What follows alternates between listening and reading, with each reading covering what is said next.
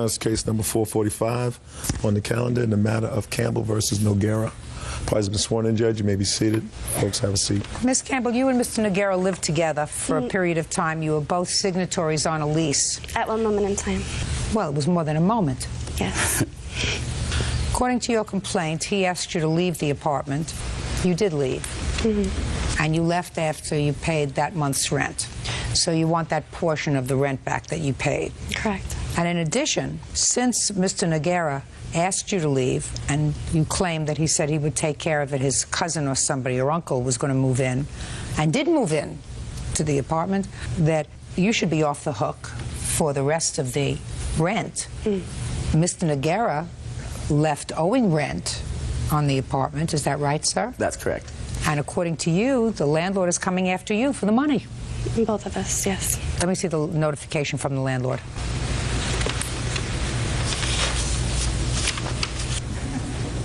Thank you. Thank you.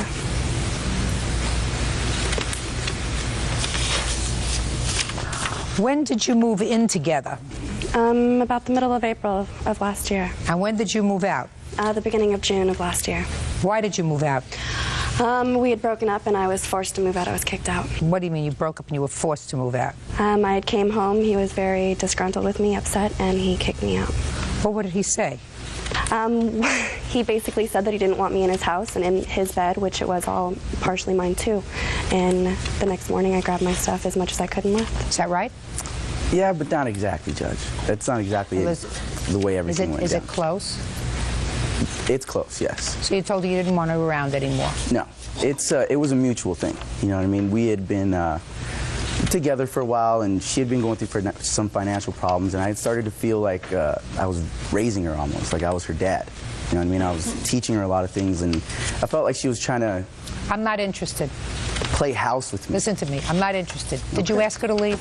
I thought it would be a good idea if she left, and she agreed. Don't play with me. Don't play with me. I'm just asking you. You didn't kick her out. You didn't punch her. No, kick her, throw exactly. her. I'm just asking you. Did you ask her to leave? Yeah, I thought yes, I did. And did you, in fact, tell her, Mr. Noguera, that your uncle was going to move in? My uncle was planning to move in to help me with my share of the rent. No, Mr. Noguera, that's stupid. That's not Let me explain. That's stupid. I mean, we agreed upon her leaving. When the time that it's my responsibility... Listen to me very carefully. ...to pay for the rent... Listen to me very carefully. Okay, before you say anything that's going to make you look stupid. Okay, I'm sorry. I mean, because you don't appear to be a really stupid man. Thank you. I'd appreciate it. I said you don't appear to be a really stupid man, Mr. Noguera. So I'm going to give you an opportunity to prove me right. Okay. Two people rent an apartment together, and each one of them is paying half the rent. One person says, I don't think it's a good idea that we live together anymore. I think you should leave. And my uncle is going to be moving in. Would you think, sir, that a reasonable person would assume that the rent that your uncle pays would go towards your half of the rent? Mm-hmm. Yes, a reasonable person would say I just wanted to make sure. Okay. You see how smart you're getting? Who are you? I'm the uncle. You get it, don't you? Yes, ma'am. Right? On his moving in, being that her name was still on the lease, isn't it her responsibility to still pay her rent? I asked the question. Shut quiet. Yes or no? Mr. Noguera, Okay, listen to me carefully, sir. Excuse me, I'm sorry. Right. Excuse me. I ask the questions. I'm sorry. I don't answer the questions. I apologize. What I'm telling you, sir, is between the two of you and the landlord, you're still responsible. Both of you still responsible, individually and jointly. So we can come after both of you. Right.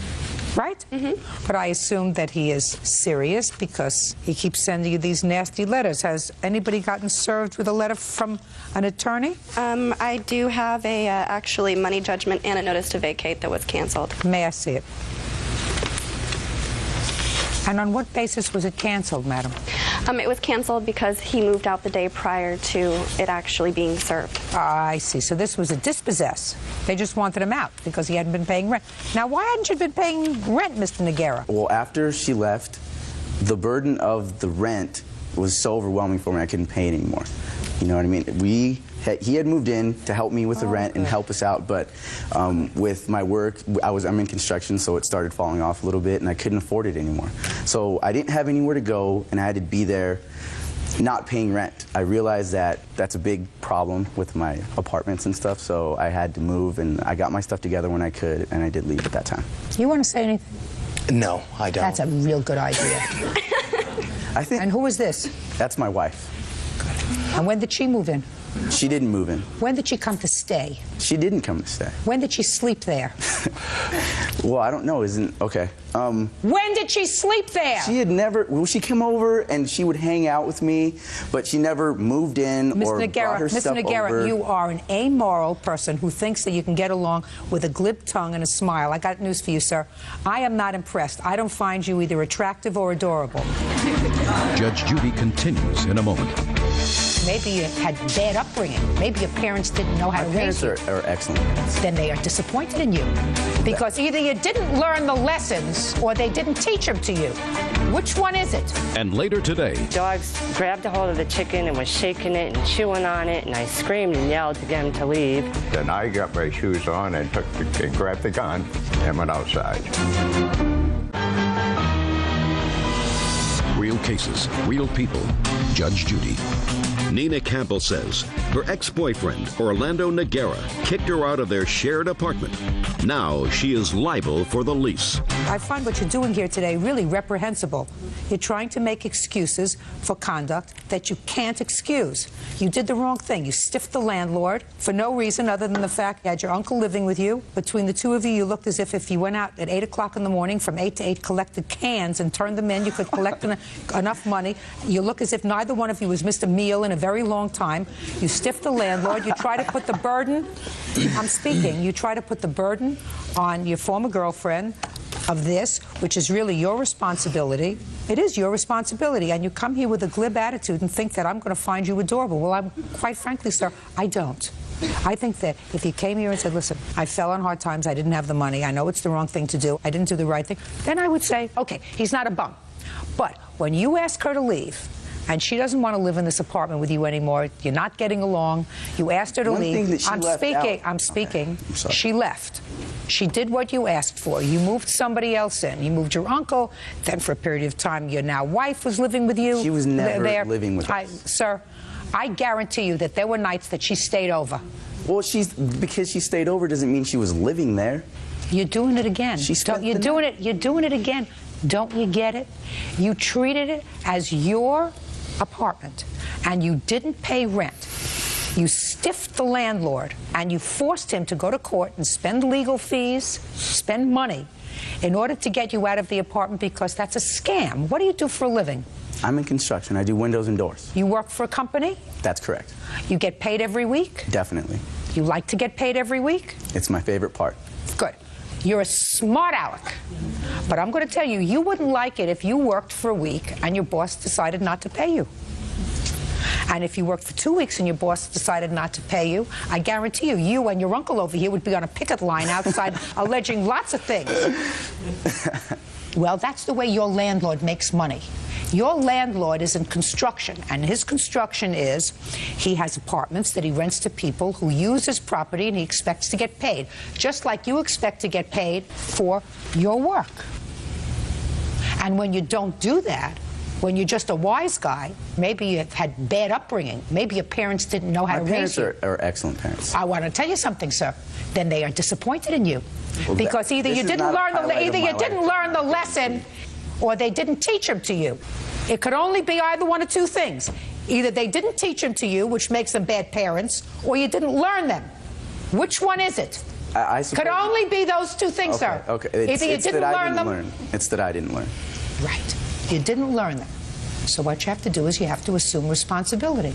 And as soon as I see a lawsuit directed against either one of you for what is owed on this lease, I'm going to enter a judgment against you for the full amount. Do I make myself clear? Yes, ma'am. Because that's your responsibility. You can't grow up expecting somebody else to take care of you. Her, the landlord, your uncle, somebody else, your wife, whatever. You work? Yes, I do. Good. You better hold on to your job. You got my judgment? Clear. That's all. All right, excuse, you may step out. We moved into the place and it felt like she was playing house. I think it was kind of funny because I was not home a lot because I was working a full-time job and going to school. I had 14-hour days. I had no time for home. She stayed out all night till about 4 in the morning, wants to crawl into bed next to me. I'm not going to have that. No way. That was the one moment in time. It was the night that we broke up that I came home late because I just needed to get out. Very bad experience and a lesson learned. And now the next case. All parties in the matter of Davis versus Choris. Step forward, please. Homemaker Catherine Davis is suing her neighbor, airline pilot Philip Choris, for the cost of a chicken and for pain and suffering. Catherine says Philip's dogs got into her yard and attacked her pet hen. Miss Davis, I assume that you and the defendant are neighbors. Is that right? Yes. And you live in a rural community? Yes. Where is that? In Gorham, Maine. How large a property do you have? About 7 acres. And you keep chickens? 4 of them. Any other animals? A rabbit and a cat. Mr. Soros, how large a property do you have, sir? A little over 1 acre, Your Honor. And you have dogs? Yes, ma'am. What kind of dogs do you have? I have a chocolate lab and a black lab. Is your property fenced? No, Your Honor. According to your complaint, Miss Davis, Mr. Soros's 2 dogs somehow found their way onto your property and attacked one of your hens, leaving it practically dead. Practically. Very injured. And as a result of that, your father shot the hen to put it out of its misery, and you want Mr. Soros to compensate you not only for the hen, but also for the trauma because your daughter witnessed this attack on the hen. And Mr. Soros has 2 defenses. One, that his dogs didn't kill your hen, your father did. And the second is, there was an accident because his dogs just got out when he opened the garage door. You have any other defenses that you want me to hear, Mr. Soros? Yes, Your Honor. I question the nature of the attack, being that within 45 seconds to a minute following Miss Davis's screams, I was in her yard, and I witnessed the chicken entirely intact, unbloodied, making what I would consider normal chicken noises. Okay. Didn't take just 1 shot, Here we but go. 2 shots to kill it, Your Honor. Okay. So, Miss Davis, when did this happen? Wednesday, October 20th, 2004. Ever had any difficulty with each other before? No, but his dogs have been in my yard before. Did you ever discuss that with him? No, I didn't know where they belonged. So when you saw his dogs in the yard, what did you do? Usually I just shoot them away, but this time they didn't want to leave. Okay, tell me what you observed. We were standing in a window looking out the window at some deer, and all of a sudden 2 dogs come running in the yard, so I ran outside to scare them away. The dogs grabbed a hold of the chicken and was shaking it and chewing on it, and I screamed and yelled to get them to leave. Next thing I know, Mr. Soros is standing in the bushes wanting to know what was going on, and I asked him if those were his dogs several times, and he wouldn't admit that they were. Can I see a photograph, please? There's also one of my live ones. They look a little different. Your Honor, I'd like to please note that the photograph is on the back deck, and that when I saw the chicken, it was alive and well, sitting atop an egg at the back of the yard. No, actually the egg was on the side of it. The chicken was sitting on an egg. Just a second, don't argue with him. He's going to have a chance. He doesn't know that yet, but he's going to have a chance. Well, I'd like to hear from your father. Okay. Your last name is? Trainer. Mr. Triner, tell me what you observed on the 20th of October. We were looking out the bedroom window watching the couple of deer that were in the backyard, and I noticed the dogs, and I told Kathy the dogs were out there. She got her shoes on and left to go outside, and I got my shoes on and grabbed the gun and went outside. And when we got out there, the dogs had pretty well tore the chicken up. What do you mean by that? Well, the chicken's neck was broke. The egg which the chicken had laid that day was out on the ground. And the chicken was suffering, so I shot it. Thank you. Yes, ma'am. I'm going to let you stay seated, okay? You think your grandpa and your mom told the story enough? Yeah. Good. Okay, now I'll hear you. How did your dogs get out? Well, I let them out, Your Honor. I was in the backyard playing with my dogs and my son, and I went into the garage for a moment to get something off the workbench, and I heard screaming from the backyard, so I immediately ran towards the woods that separated my yard from Miss Davis's, at which time my two dogs came running from the woods, so I could assume that they had been in her yard. I grabbed them by the collar and put them in the fenced portion of my yard and scooped up my son and put him in the house. Then I immediately ran into Miss Davis's yard, and she was standing next to a chicken, and she was visibly upset and screaming, and I looked down at the chicken, and it was sitting with its wings folded, apparently in its nest, and making normal chicken sounds. And she was very upset. Her father came over with a high-powered air rifle and shot it in the back of the neck at point-blank range. The chicken was still alive after the first shot, so I question how injured it may have been. Secondly, he cocked the rifle again, shot it a second time. Why do you think he did that? Do you think that he's some sort of sadist, sir? I don't think he's trained in veterinary medicine, and the decision to put an animal down is not one that anybody can make. How much do your dogs weigh, sir? Each about 75 pounds. And how much did the hen weigh, do you think? 2 or 3 pounds. And you think that if they just picked it up in their mouth and say that they weren't looking to hurt the hen, they would just look and play with it? Well, if sending it back and forth. If they did that, Your Honor, they're very courteous dogs because they set it right back down on the egg. You are responsible. And what you have to say is, I assume that responsibility. Because this gentleman did not shoot this hen out of sport. He may have been mistaken when he believed that the hen was so seriously injured that it could not have recovered. And maybe he was wrong when he said that the hen's neck was broken. That's still your fault. Your Honor. That's still, listen to me, that's still your fault. But for your irresponsibility, it wouldn't have happened. So you better be careful with your dogs. Because if instead of the hen, the dogs went over and decided to play with her daughter and inadvertently bit her because she was flailing her arms because she was frightened, that wouldn't be her fault. That would be your dog's fault. That would be your fault. My dogs have no history of such behavior, Your Honor. If they had, you're a dumb man. You are really a dumb man. You're not getting my message. You are so fixed in your position that you're not getting my message. What do you do for a living? I'm a pilot. Well, maybe that's why you're fixed, because you have to follow instructions, and if you don't follow instructions and veer off course to the letter, you can cause a great deal of damage. You're also supposed to use common sense as a pilot. You're suing for $4,500. That's outrageous. But Mr. Soros has to get the message. Judging for the plaintiff in the amount of $1,500. That's all. Step out. Parties are excused. Parties have been sworn in, Judge. You may be seated, sir. Have a seat. Ms. Krantz, this is your former husband, and according to your complaint, subsequent to your divorce, you made 2 loans to him. Yes, ma'am. Both were for court fines or tickets or whatever. Yes, ma'am. And neither of those loans have been repaid. No, ma'am. The defendant says that you did, in fact, advance him the money in form of a loan, and he paid you back. And he says that the second chunk of money that you gave him to pay tickets or something so that he could get his license back was just a gift, and he is also prepared to establish that. So, when were you married and when were you divorced, Ms. Krantz? We were married on October the 10th of 2003. And when were you divorced? The divorce papers are stated April the 27th of 2004. And when was the first loan? June the 21st of 2004. And I do have where he signed a note that he would pay me back the money. Okay, I'd like to see it. Okay. Also attached with that is the way that I proceeded to get the money. He was in jail at the time for not paying fines and restitutions. Just a second. One second. Shh. Okay, were you in jail in June of 2004? Most definitely. When did you get out of jail? Like the beginning of July. She came and posted a bond for me. It was a $2,200 cash bond. And you signed this that you owe her $23.33. Correct. Is that right? Yes, ma'am.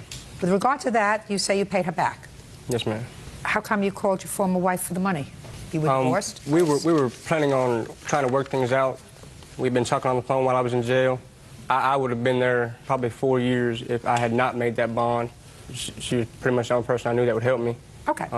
So you were pretty desperate. It was probably more than desperate. I mean, I wanted to be with her and wanted to, be a family again. But I mean, yeah, she was the only place. What were you in jail for, sir? I had stolen some things, and I had violated my probation for that by not paying my fines and court costs and all that. Now, show me, Mr. Lubersbeck, that you paid her back. What I have is my check stubs that my bosses wrote me for that period of time, and I have my supervisor at the job that was there on 2 occasions. She came and personally got my check. You know, I signed it and she got it. And then when I went back to jail, she picked up my last paycheck, and he can testify that he was there and saw that. Your Honor, I will state that when we were together, he would contribute to bills, but certainly never repaying any of the money that I had loaned him. Did you ever go and get money from his supervisor? There was one occasion where I picked up a paycheck. After he had went to jail in August, I picked up an $84 paycheck from his job. He Only one paycheck? Yes, ma'am. It's the only time you went? Yes, ma'am. Step up. Tell me your name. Nebo Shakovacevic. What kind of work do you do? Construction. Were you his supervisor? Yes, at that time. Tell me what you know about these paychecks. I know at 2 occasions that she came on Fridays and he signed the checks, the paychecks, and gave it to her. And the last, when he went to jail, the last paycheck, my brother gave it out to her because he called from jail and told me to give her the last check. Now, what about the 2 other times that you say you saw him? Yes, I saw him sign the paycheck and hand it to her. Where were you living at the time, sir? When I got the loan, I got out of jail, moved directly in with Ms. Krantz. How long did you live with her? It was not very long. You know. Tell me how long. When did you get out of jail? You got out of jail it was in a month at the longest. July? Yes, ma'am, and in August I was back in jail, so it was Go ahead. about 3 weeks. I made the loan for him on June the 21st. I paid his fines and restitutions to get him out of jail. He could not get out of jail until they were paid. He was the very not, next just day, a second, he was not living with you at the time? No, ma'am, he was in jail. Okay, so then he got out of jail. And he was arrested for domestic assault the very next day. On who? On me. How long did he live with you after that? From the time that I made the loan to him to the time that he moved out of my home completely was, I say, about a month, maybe. And how much money do you claim you gave her, sir, in your paychecks? Ma'am, since I've known her... No, I don't care, since you know her. I'm talking about for that 1 month. Every dime it says I made. Since I've known her, I've signed every paycheck I've ever made, and she has deposited in her account. Listen to me. You're not following what I'm saying to you. $2,308. And after I was arrested for domestic assault, my boss came and bonded me out, and I went and stayed with him. Did he sign his checks over to you, and did they go into a joint account? No, ma'am. I had my own personal private account. Thomas never was on my account. He was not able to be on my account. No, that's not what I asked. Okay. No, ma'am, he did not. No. What kind of work do you do? I am a stay-at-home mother. I have a special education child, and I stay at home. Well, who supports your family? I get a Social Security check for my son's disability, and I also get alimony from my first 13-year marriage. Okay. Let me hear about the next loan that you allegedly made to him. Mr. Lubersbeck got out of jail December the 13th of 2004. Was that for domestic violence? It was for a probation violation because of the domestic violence. Against her? Correct. Go ahead. Mr. Lubersbeck got out of jail on December the 13th, in which he called me, stated that he had nowhere to stay, nowhere to go. He wanted to come back home. I allowed that to happen. I know that he owed me money from before. I figured if I didn't let him come back home and help him... Don't even say that. You said that in your complaint. Well, it was... I don't believe it. When he came back home, did he sleep with you in your bed? Yes, ma'am. Ma'am, it was... Shut! That's not to give him a place to stay. Giving him a place to stay is that he has a pillow and you go sleep on the couch. Letting him come home and share your bed is a totally different thing, Miss Krantz. You know it and I know it. Yes, ma'am. All right. I was just in love, and I was Well, foolish. then you have to say that, you know. I mean, that's clear. You were in love with him? And I was foolish. Well, then why are you bothering me? Judge Judy continues in a moment. My daughter was not with me. She had chose to live with her father. Is she back now? No, we are just now establishing our relationship together. That's what happens when you fall in love with a bum. And later today, I was trying to get out of the vacation because I didn't want to be around any negative influences where I know that things are going on. So why did you go? real cases, real people. Judge Judy. Shelley Krantz says her ex-husband, Thomas Lupersbeck, owes for 2 loans to pay court fines and restitution. Shelley also says Thomas is an abuser. Okay, you were foolish, you were in love, you gave him money. I did. Then you had a fight, and he probably knocked you around, and you had him incarcerated, and then he was violated again, and then as soon as he got out of jail, you let him come back again in December to your home where you have children, where children are supposed to be peaceful and live in a peaceful, quiet environment. At that time, my daughter was not with me. She had chose to live with her father because of the things that had happened between Mr. Lupersbeck and I. Is she back now? No, we are just now establishing our relationship together. Well, that's what happens. That's what happens when you fall in love with a bum. Fall in love with a bum, you can lose your whole family. I realize that. That would be you. No, it wouldn't. You may have a seat, sir. Yeah, Sure. that would be you. Ma'am, I've worked every day since I've met this lady, and I was sleeping in my car before we were married and giving her my paycheck. I don't consider that being a bum so that her and her family can eat. Just a second, sir. How did she get involved with the arrest that brought you 2 probation violations? Who'd you steal from her? No, sir, ma'am, it was an employer that was refusing to pay me. You mean an employer that was refusing to pay you? A judge wouldn't listen to you when you were trying to get your money from that employer? Look at you, Mr. Lupersbeck. You can't even keep a straight face. I didn't even try to go through a court. I just took what I felt he owed me. Did that ever happen before, Mr. Lupersbeck? No, ma'am. Never were arrested before? Yes, ma'am. She didn't have anything to do with that, did she? Not that I know of. Okay. So how many times in total, I want you to think? How old are you? 26. 26. So you haven't had that long a life. How many times have you been arrested? Let's say more than 5? 15. 15. So you've been arrested 15 times. And how many times was she involved? Twice. Twice out of 50. So 13 times she was not. That makes you a bum. Sure. Just because you try to pay your own way and pay a little rent money doesn't make you not a bum. Somebody who's 26 years old has been arrested 15 times is a bum. That's what my grandmother would say. She's entitled to her opinion. It's my opinion's the only one who counts here. Your Honor, Listen to me, Ms. Krantz. Give me the second loan. He came out of jail in December of 2004. You took him back home. I assume it was at that point your daughter went to your ex-husband or before? No, ma'am, that was in June. In June of 2004? Yes, ma'am. Oh, so she had enough of him 6 months before. Yes, ma'am. So now let's fast forward to December 2004. Go ahead. He came home. He was placed on intensive state probation. Part of his probation was that he was to get his license back and retain a job. So he asked if I would help him get his license reinstated. He promised me several times that if I paid this for him, that he would pay me back. He informed me that there were 2 tickets that he had to get paid. All right, so you gave him how much, $800? It was over $800. All right, and then what happened after the 15? Shortly thereafter, we began to argue. Thomas still had a problem finding a job. And? We began to argue because he wouldn't get a job and he wouldn't pay me back the money that he owed me. Is that what you were arguing about? We were arguing because that's what we do. I guess that was one of the topics of conversation, sure. Your Honor. And what did you say to her? I went and sat in the living room on the chair, and when the argument continued, I left. What was she saying to you? After about the first 10 minutes, I don't even know. I wasn't listening. Is it possible she was saying to you, you have to get a job because you have to pay me back the money you owe me? She did say that, and that's something that we already knew, but it was wintertime. I frame houses for a living, and framing jobs aren't so easy to find in the wintertime. Well, this makes my life much easier, because you see what you just said, Mr. Lupersbeck? You said that's what we were arguing about, you know, about the money that I owed her. But, you know, it's not so easy in the wintertime to get a job framing, and that's what I do for a living. So you know what that is, Mr. Lupersbeck? What is it? That is an acknowledgement that you owe her money. Your Honor. Shut! Sorry. That's what it is. You must have been before a lot of dumb judges in your time, sir. Not that I know of.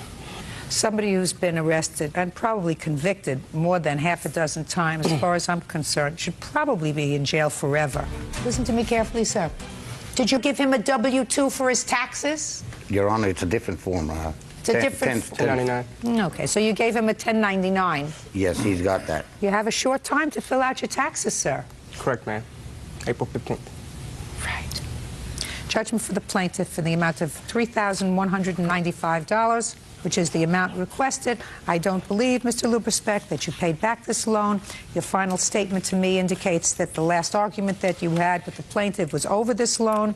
You decided to tune her out on the 15th of December. I tune you out now. Thank you very much. Thank you. Parties are excused. You may step out. We can't communicate because both of us are hard-headed and didn't want to listen to the other one. I'm just very hurt that I gave the defendant so many chances and tried to help him so much, and he still denied the fact that he owed me the money. I love her very much. I care about him, but I think I'm going to make smarter decisions from now on. And now the next case. All parties in the matter of McLeish versus Kramer, step forward. 21-year-old department store manager Ashley McLeish is suing her former friend, retail salesperson Angela Kramer, for her share of a trip to Las Vegas. Angela claims Ashley and her witness coerced her into going. How old are you, Miss McLeish? 21. Miss Kramer? 21. You used to be really good friends, and you claim that Miss Kramer owes you for her share of a trip that the two of you took to Las Vegas. Correct. And Miss Kramer says she had a lousy time, right? Yeah. And in addition to having a lousy time, she never agreed to pay you back. That is incorrect. Miss Kramer, what do you do for a living? I'm a student in a retail sales. Where do you work? I work at Mervyn's. You live by yourself? No. Who do you live with? I live with my father. In his house? Yes. Miss McLeish, what about you? You're a student? Yeah, I go to Golden West College, and I'm a retail manager at Mervyn's, and I live with my parents. Okay, good. Now, you went on vacation? Yes. For how long? 3 days. You were going there for what reason? Because it was our 21st birthday, so me, her, and my witness wanted to have a good time, and on our 21st birthday, Vegas is like the place to be. Good. So, you asked her to go with you? Yes. She said? Yes. And? So I looked online for prices for hotel and airfare because we wanted to fly there. And after... Did Miss Kramer say that you should put these charges on your credit card? I agreed to put it on my credit card, and the agreement was that she would pay me back before we left on August 1st. Your Honor, that's not... Just a second. She didn't pay you back? No, she hadn't paid me back. What did she tell you about paying you back? She said she'll get back to me. So I figured it would, like, she'd pay me back when we got back because we were having a great time. We both had fun. We went out to dinner, we went dancing, we went to clubs, we went and got VIP everything. We didn't have to pay for anything. And all she did was... Why not? Why not? Because the month before we had made a connection. Our friend knows a lot of like security guards, and he knows a lot of bouncers, so we got to get in free. We didn't have to wait in like 2-hour lines to get in the best clubs. Okay. According to you, you had a good time. Right. Came back, she didn't pay. Right. Go. I never agreed to pay. When she said that the hotel, the price of it, I said that's way too high and I'd rather just stay at my family's house because I can stay there for free. So why didn't you? Because when I told them that, they said, just don't worry about it. And somebody dragged you on the plane? Well, you know, it's my 21st birthday. I was trying to distance myself anyways, and that's why... I'm asking you, somebody dragged you on the plane? No. Well, if you didn't want to go, why did you go? Because they said just don't worry about the costs. Well, why would you think that they would take you away on vacation? Because that's what they said. I don't believe you. Okay. I don't believe you. I actually have pictures, if I could show you, of her having a good time dancing. I don't care whether she had a good time or whether she had a lousy time. It's irrelevant to me. Your Honor, I was trying to get out of the vacation because I didn't want to go with them. And when they said, just come on, please go, I decided, fine, I'll go. Because they said, don't worry about any of the costs, don't worry about anything, Your Honor, just may I go. say something, please? Step up. Tell me your name. My name is Lori Irigoyen.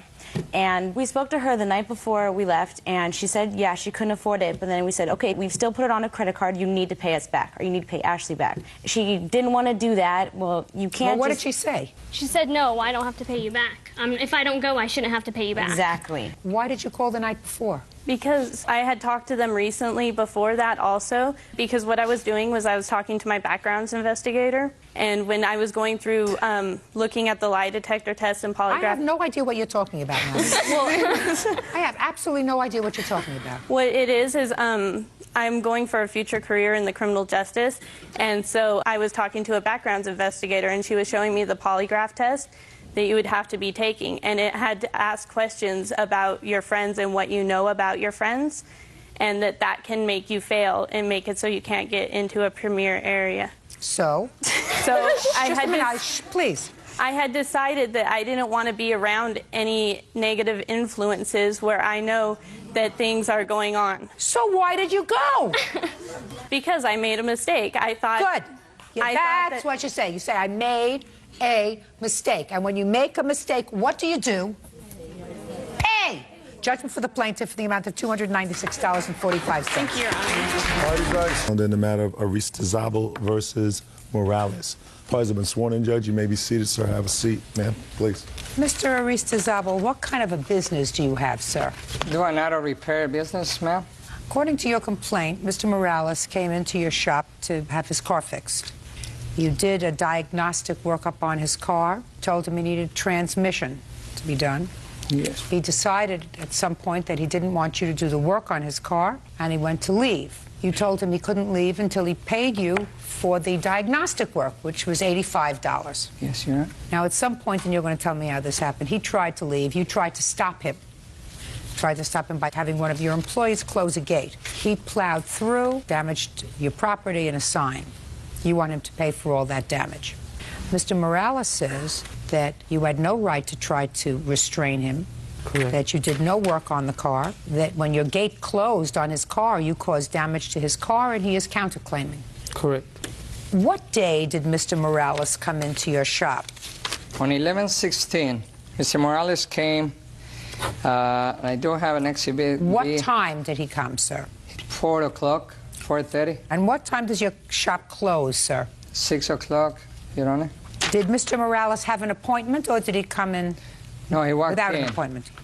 He walked into my shop by a friend. He was recommended by a friend of his. Had he had work done by Mr. Aristizabal himself? No, Your Honor. So why did he make this recommendation to you? He said to me that this was his uncle's shop and that he'd give me a good price, an estimated price on rebuilding my transmission for that. Is that what you needed, a rebuilt transmission? Yes, Your Honor. How did you know that you needed a rebuilt transmission, Mr. Morales? I had went the day before to another mechanic shop, and I have the receipt here.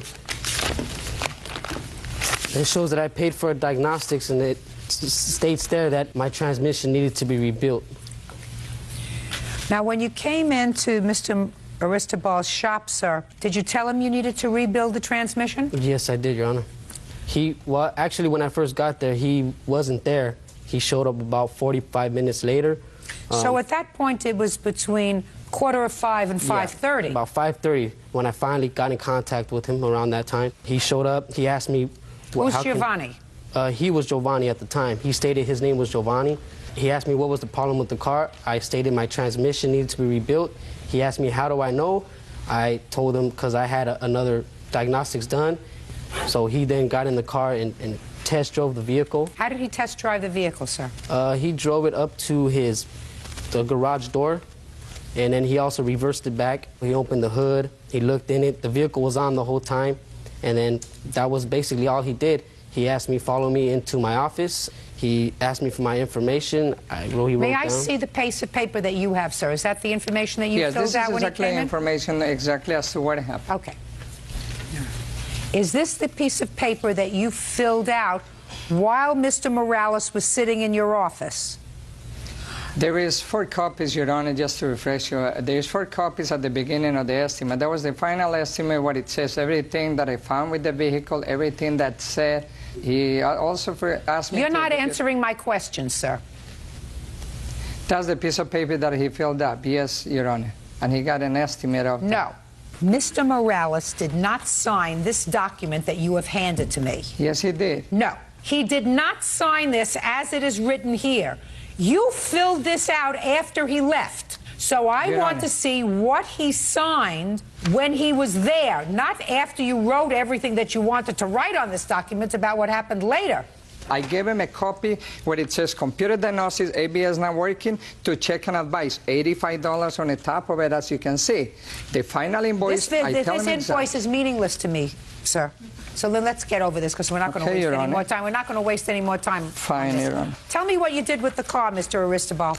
When it came off of the car, I did the diagnosis. I put it what is called a modis. Tell me what you did. I did the diagnostic. Listen to me. Would you please let me describe, Your Honor? I want you to answer my question, Mr. Aristobal.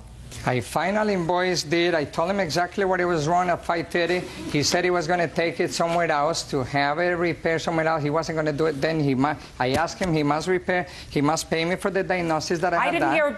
I didn't hear anybody doing a diagnostic, sir. Just because you wrote diagnosis doesn't mean you did anything.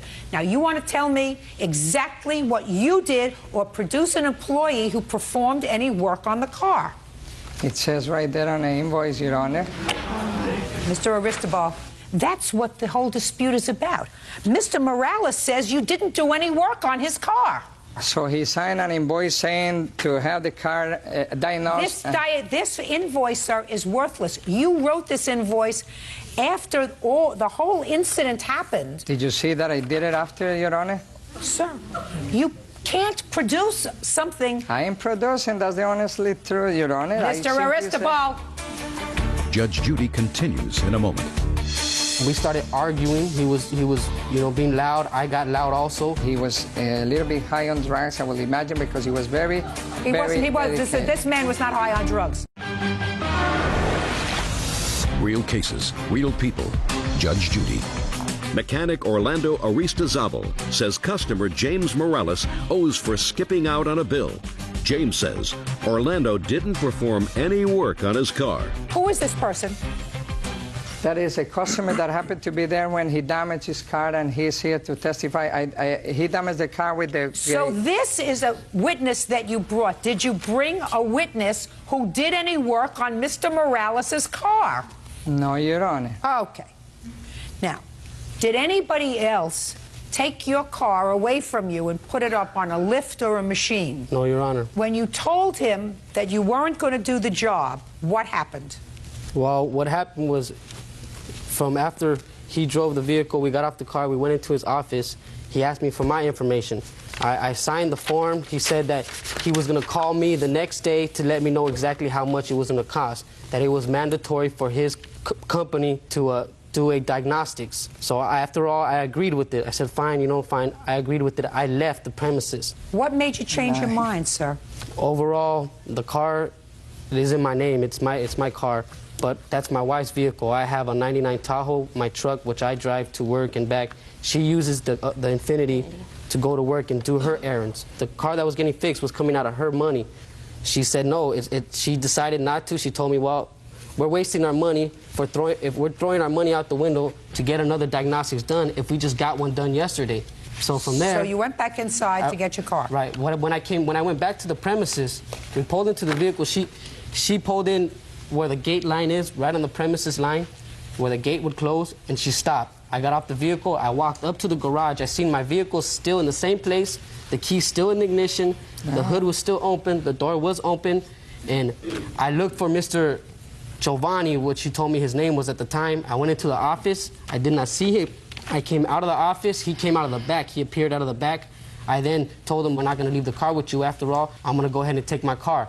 He told me, well, you can go ahead and take the car, but you have to pay me my diagnostics, my $85 for the work that was done. I told him what work. I told him there was no wires connected to my car. I see no computer next to my car. I see no mechanic next to my car. I see no tools. The car was not on a hoist. It was not moved. So therefore, I felt that there was no work rendered to my vehicle, and I told him that I was not going to pay him. Did you see his car on a lift, sir? No. Did you see any wires attached to his car being diagnosed? Well, I was only there for like 5 minutes. The answer is no. No. Go ahead. So from that point, I told him I told him that I wasn't going to pay him. We started arguing. He was being loud. I got loud also, and from there I had my wife and my daughter in my truck waiting for me. I didn't want to argue with him, so I gave him the paper back. I shook his hand and I told him, look, Mr. Giovanni, if you feel I owe you, you have all my information. Sue me. You call me, you sue me, you do whatever you have to do. I'm taking my car. Does that sound familiar, Mr. Aristobal? I saw him after he came back. He wanted to leave. I told him he must pay for the diagnosis, which had been authorized. And he said, I'm not paying for it. He said he's not paying for it. I can call the police. He was a little bit high on drugs, I will imagine, because he was very, He wasn't. This man was not high on drugs. This man was not high on drugs. Listen to me, sir. Mr. Aristobal, put the pictures down, sir. How did you stop him? Because according to your complaint, you said you tried to stop him. How did you try to stop him, sir? I don't need to stop him. I did not. So help me God, Your Honor. I did not stop him. He left, taking my gate out of it and my dumpster, here in the dumpster, and here is the pictures of it. Step up. You were a customer? Yes, ma'am. How long have you been a customer there? For like 1 year. You saw this incident happen? Yeah, I only saw when he left. Did one of Mr. Aristobal's employees close the gate? No, ma'am. Was it closed? No, it was open. It was open like a car's distance. And so describe to me what happened, sir. Well, the young man got in his car and he just, like, bailed out fast, like he was stealing the car. He was, like, scared for some reason. He just left real fast and he hit the dumpster and the gate. Okay. Go ahead. Okay. From that time, when I paid it, I told him I wasn't going to pay the $85, I gave him the receipt back, because when I left, he gave me a receipt. And I told him, I'm not going to pay you. I was already backing up. He then asked me, look, at least pay me $45 for my labor fee. I then replied to him, I'm not going to pay you anything. I continued to back up. He started yelling at his.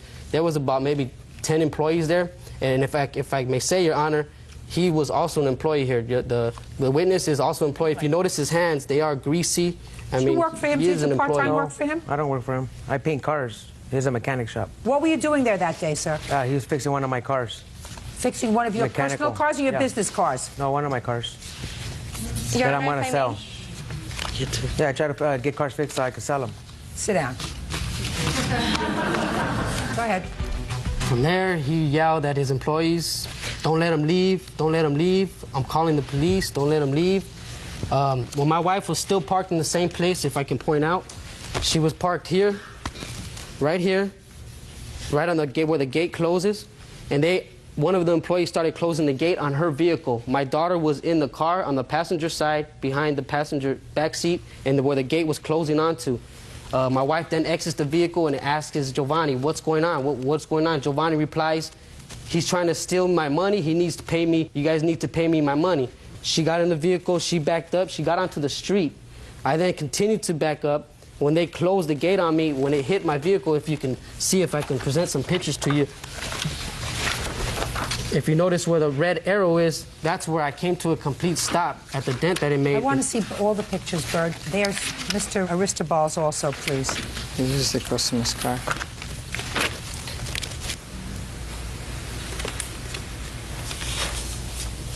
So what's this? The car was scraped from the front all the way, from the back all the way to the front, from the yellow fence. If you can notice the yellow paint on the fence. If you look, Your Honor, on the tire on the driver's side, on the first tire, you would see that the trash can was actually pushed onto the car. On the driver's side. You see the blue paint from the picture. And both of the mirrors were knocked off. Did you see who did that? I couldn't really identify who did it. However, I know the male who was closing the gate was a white, tall, Caucasian male. And I told him, what's going on here? Because he's closing the gate on the side my 2-year-old is sitting on in her car seat. He says, I'm just doing my job, I'm just doing my job.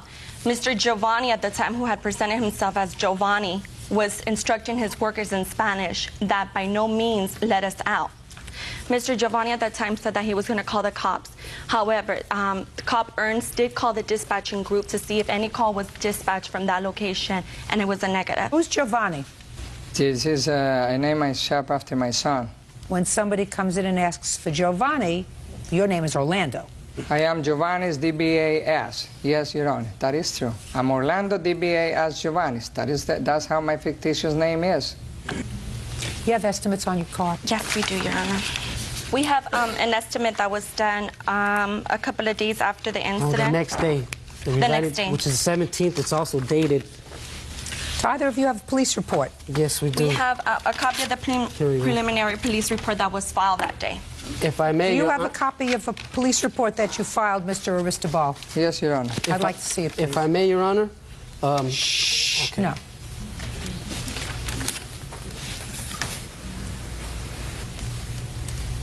What year car is this?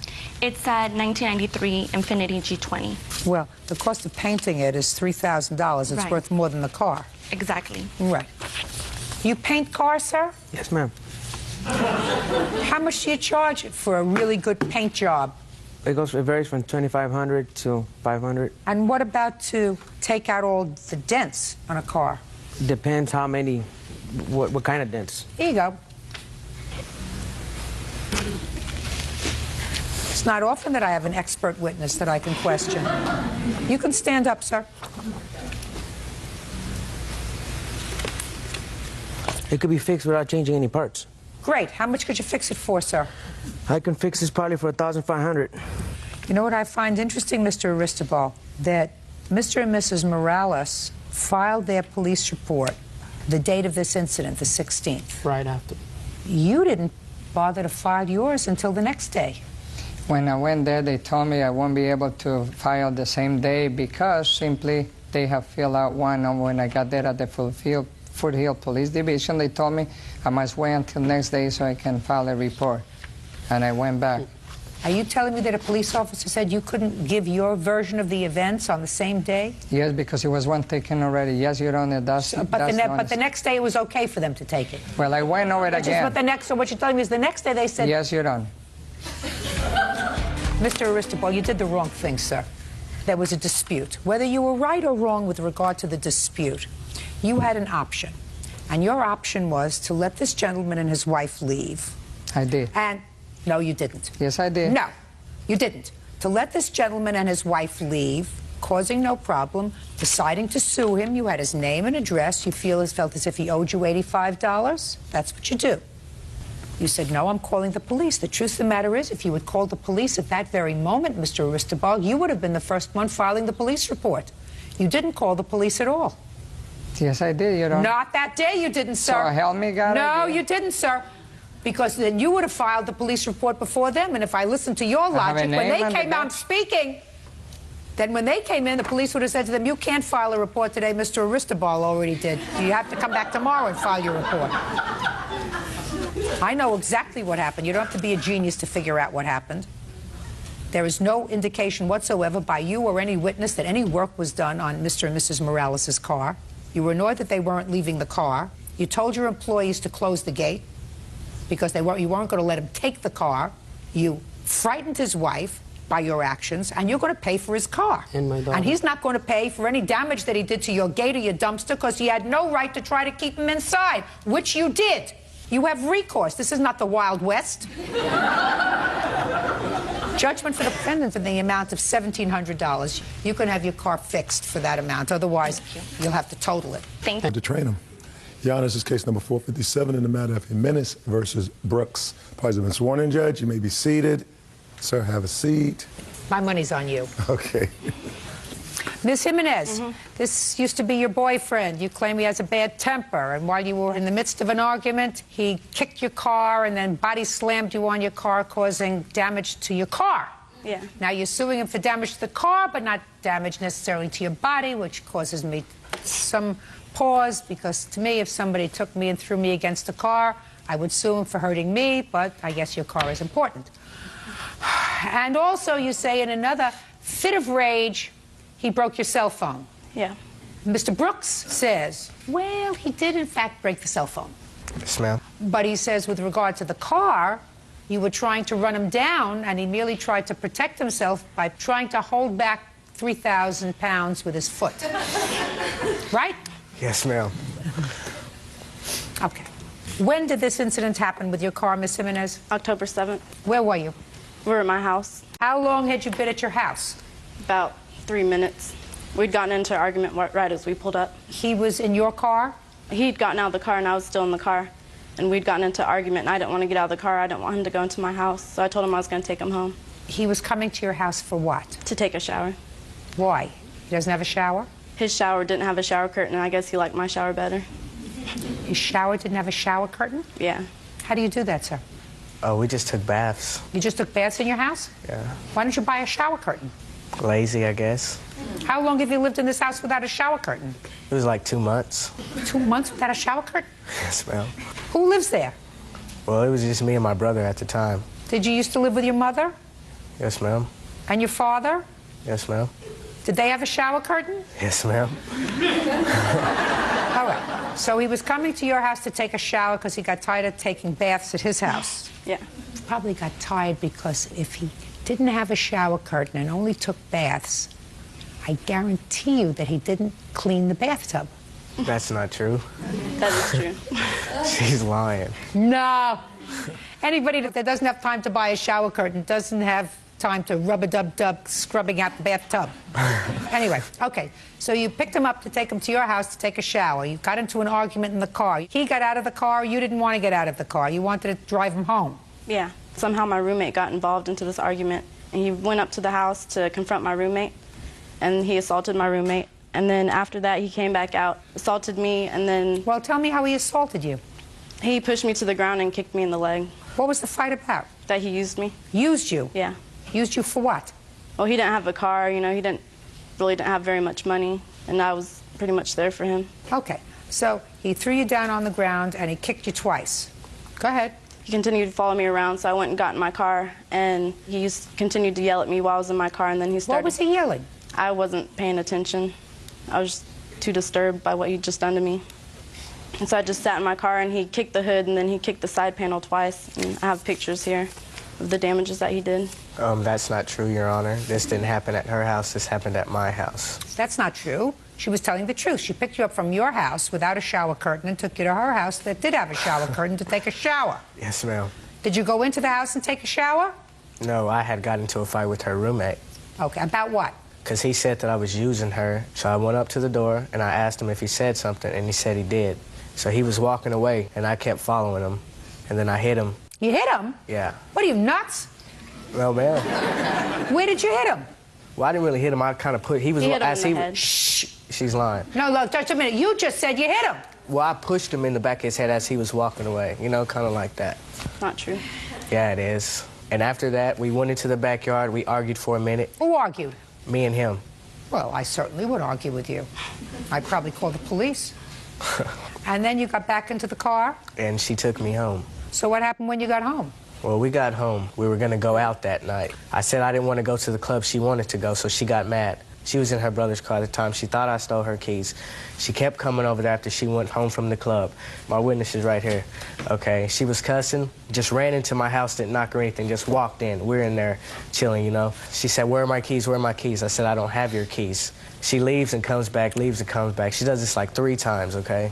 Finally, she comes back with her car. And she said, "Where's my keys? Where are my keys?" She's drunk, by the way. I said, "Dude, you're stupid. If I have your keys, how are you in your car?" Okay, so I had to... That's right. He said, "Dude, you're stupid." Is that what you said? That's exactly what I said. So I had to physically take her out of my house to put her in the car. Okay, as I did that, she was backing up. She backed up like this, and then she went forward like she was going to hit me. And I kicked the car. I did kick the car, but she was trying to hit me. But she wasn't in the car when she did that. Yeah, That was not my car. I had put her in the car.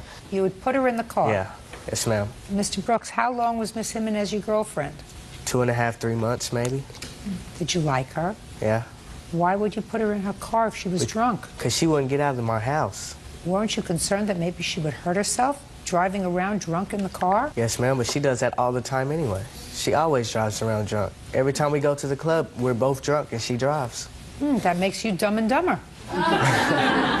If you get into the car with somebody who's driving while they're intoxicated, right? Yes, ma'am. Well, why are you so stupid? I don't know. What do you mean you don't know? I mean, we both drive drunk. I mean, I know how to drive when I'm drunk. I don't know. You don't have any children or anything, do you? Well, I do have a daughter. Well, I was going to suggest you not do that. Now, you want to talk to me? Okay. Tell me your name. My name is Derek. Derek, you have a last name. Villanueva. Villanueva. Yes, ma'am. Did I pronounce that well? That's fine. So if I wasn't so good at pronouncing your last name, we'll just call you Derek. That's fine. Derek, were you a witness to this incident that happened on October the 7th? Yes, ma'am.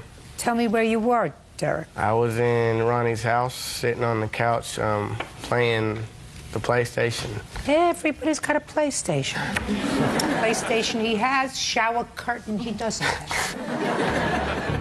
Judge Judy continues in a moment. The entire world knows that the two of you drive drunk. So if you get behind the wheel and kill somebody, it's not an accident anymore. Do we understand each other? And later today, I was violated because I had a dirty pee test because I smoked weed or whatever. And I had to do 3 months, and I got out, had a baby, get out of my mom's Sounds like the house. American dream to me. Yeah. Sit down. real cases, real people. Judge Judy. Amy Jimenez says her ex-boyfriend, Ronnie Brooks, owes for kicking a dent into her car and for breaking her cell phone. Ronnie says Amy was drunk on the night in question. Go ahead. Well, first I heard a noise to the left, and it was a foot coming through the door. That would be her foot. So Ronnie took her to the car. Well, like he said, she tried to run over him whenever she backed up and then came forward, and that's what I had seen. I also saw them yelling at each other, but I didn't see him hit her. He didn't hit her. No, ma'am. Because I read her complaint, and her complaint doesn't say he hit her. That was because his friends were around that time. Well, I mean, his friends weren't around him when you filled out this complaint, madam. Ma'am, she was also drunk, so, I mean, she doesn't even remember me. Oh, you kicked her car. I kicked it, yeah, but she tried to run me over. Yeah, but you kicked it on the side. He also slammed me on the hood several times. I made one dent on that car. He did only kick it once. I only kicked it one time. You kicked it once? One time. Very good, because these pictures were taken 2.5 months later, right? They were. My father took those pictures because I did not have a camera at the time. Well, that's too bad. 2.5, almost 3 months later, you don't bring pictures in of a car. Your Honor, I filed the police report later on, like a month later. I was terrified of A month later? He promised me he was going to fix my car, and I was waiting for him to fix it. I went over to his house several times. Just a second, Mr. Brooks. Yes, ma'am. I tend to believe the fact that you kicked her car, and I tend to believe the fact that she was drunk. Yes, ma'am. I believe you, because otherwise she would have filed this police report the next day if it happened the way she said it happened. She waited a month, something happened, and I don't know, we even know whether you saw each other socially during that month. Did you or did you not? Yes, ma'am. About 2 or 3 weeks afterwards, we did. Where did you go 2 or 3 weeks afterwards? She always went to my house after that happened. I have to go to his house because he doesn't have a car. You mean after this happened, you went to his house? His roommate lived with him, and I knew if there's other people around, he wouldn't Just a hurt me. second. I don't care whether his roommate was there or not. You're making this up as you're going along, Miss Jimenez. No, I'm not. Yes, you are, because if you're terrified of somebody, you don't go to their house. That's not what happens. You stay away from them, whether their roommate is there or not. I was trying Now, to get my car fixed, Your Honor. Oh, please, give me a break, will you please? Tell me about how you broke her cell phone, sir. Well, that was at her house whenever I had just got through getting to that confrontation with her roommate. She didn't want to take me home at first, and my clothes were in her car, so I just told her to open her car, and I would walk home. Okay, she didn't want to, so I just grabbed her cell phone and threw it across the parking lot. And how much did you pay for your cell phone? She did. She got another one free. Did you get another one free? Yes. That's what you told me last My friend bought me another week. cell phone because I couldn't afford to get another cell phone. Okay. Now, how much do you think it's going to cost to pull out the dents in this car? For the particular part that I kicked, $400, because she had showed me the estimate. She went to my house and showed me, and I said I'd pay for that. Perfect. Judgment for the plaintiff in the amount of $480. $400 for the kick to the car and $80 for the cell phone. Stay away from each other. Stay away from him. Parties are excused. You may step out. And, by the way, one more thing. The entire world knows that the two of you now drive drunk. So if you get behind the wheel of a car and kill somebody, it's not an accident anymore. Do we understand each other? Yes, ma'am. Do you understand me? Perfect. Parties are excused. You may step out. My roommate told me that he thought Ronnie was using me. He didn't have a job, and she was taking him everywhere, and I told her that he was the one that was using her. Ronnie did use me. He's scum. He's very violent. No more. That's over. And now the next case. All parties in the matter, Fernandez versus Holt. Step forward. 18-year-old homemaker April Fernandez is suing her boyfriend's sister, 24-year-old nurse's assistant Sheba Holt, for the return of a security deposit. Sheba says she kept the money because April ran up a $400 phone bill. Ms. Fernandez, I assume this is your boyfriend? Yes. Your brother? Yes. According to what I read, Ms. Fernandez, in your complaint, you had been living with Miss Holt. Her mother. And Correct. she lived there too? Yes. With a boyfriend. And there came a time when you and Miss Holt decided to rent an apartment together. You gave her a deposit, $300. Yes. And then you changed your mind. Yes. Why did you change your mind? During the time my son was in the hospital, and she would come up and visit. Is he the father of that child? Yes, he is. How old is that child? Now he's 4 months, 5 months actually. Go ahead. And during the time my son was in the hospital for surgery, he's only a couple weeks old, and my boyfriend and I planned to get our own apartment. We were living at his mom's house rent-free, and we were trying to save our money to get our own apartment. She came up with the idea that let's live together and we'll split the rent. So I went along with it. She picked me up, took me to the bank, I withdrawed money, and the day later I got released from the hospital, asked her to pick me up, and she never showed up. So I changed my mind and I asked for my money back, and she never paid me back. That's incorrect. She lived with me because that is my home also. I pay half the bills, I pay the phone bill, I pay half the mortgage, everything. Me and my mother share the home. And so, yes, she was living with me under my roof. That's fine. She gave you $300. You don't deny she gave you $300. No, I don't deny that she gave me $300, but I also don't believe that I owe her $300. Well, that's what you have to explain to me. Well, I have a phone bill here from when she stayed at my house. I did say that she can stay rent-free until after she had her child, but I didn't say that she can run my phone bill up. Incorrect. And so when I got my phone bill and seen all these collect calls that she accepted from that young man who was in jail, I didn't feel like I needed to pay her $300 due to the fact that mortgage was due. We were all still living in that house. Okay, I got it. Step. Ms. Holt, let me tell you this. Generally speaking, you can't do what you want to do, which is write off the $300. And I understand you gave her $70 back. Yes, I did because I Okay, felt and you bad. acknowledge she gave you $70 back. Yes, she did. You can't decide that you're going to hold that for bills unless you had a contract that provided that she was to pay a phone bill. Why would I need a... Listen to me. Why? I don't know why. I have no idea why. She was staying at your house with a baby. He's in jail for what? Anything. What in me? But no. Oh, I was in jail for a probation violation because I didn't show up to court, failure to appear. And so I had a warrant for my arrest, and I got put in jail for 2.5 months. Then I got out, and... What had you been convicted of? What have I been convicted of? That was my question. You have the answer. Well, I got convicted of what was it again? It was it was grand theft, but that was in 2000. 2000 grand theft. I want to know what you were violated on, sir. What underlying crime were you violated on? I was violated because I had a dirty pee test because I, smoked weed or whatever. Oh my God. So I got in trouble for that, and I had to do 3 months, and I got out, had a baby, and, I wanted to get myself together and get out of my mom's Sounds like house. the American dream to me. Yeah. Sit down. I had enough. Miss Holt, Your Honor. Miss Holt, listen to me very carefully. Sure. You owe her $230. Who are you living with now? I still live at my same house. Perfect. With your mother? Yes. Now, what about him? And he comes in and out as he pleases, bringing his little entourage to come live on me. Do you know why that is, Miss Why? Holt? Because your mother permits it. Well, anyhow, I listen live to there, me. though, No, and I listen. pay half of the bills. Am I speaking? When I speak, you don't. Take your hand off your hip. Only attitude here is mine. That's right. Your problem is you live with your mother. This is her baby. No, No. He's her baby. You're grown up. You work, right? Yes. You help pay the bills? Yes. You have a responsible job? Yes. You've had it for how long? Forever. Forever? Yes. He will always be her baby because he's never going to grow up. He's never going to be responsible. You have to find your own place because your mother is always going to let him come back into the house. Always going to let him come back with his entourage, and it's always going to irritate you. So if you want to be free of that stress and aggravation, find your own place. Now I'm going to listen to you. Okay, Judge, I just don't understand why she is suing me when I pulled her out of a situation where her mother, she's pregnant at 18 years old, 17, and her mother's getting ready to send her to jail pregnant. You know what I'm saying? my mother. Shh, I don't want you to interrupt her. And you know, all these things, and she's putting her out. And I stopped what I was doing when this fool called me from jail saying, "Can you rescue my broad?" So I go get her, bring her to my house. You know what I'm saying? Let her live in my room, rent free. You know, and this is what I get.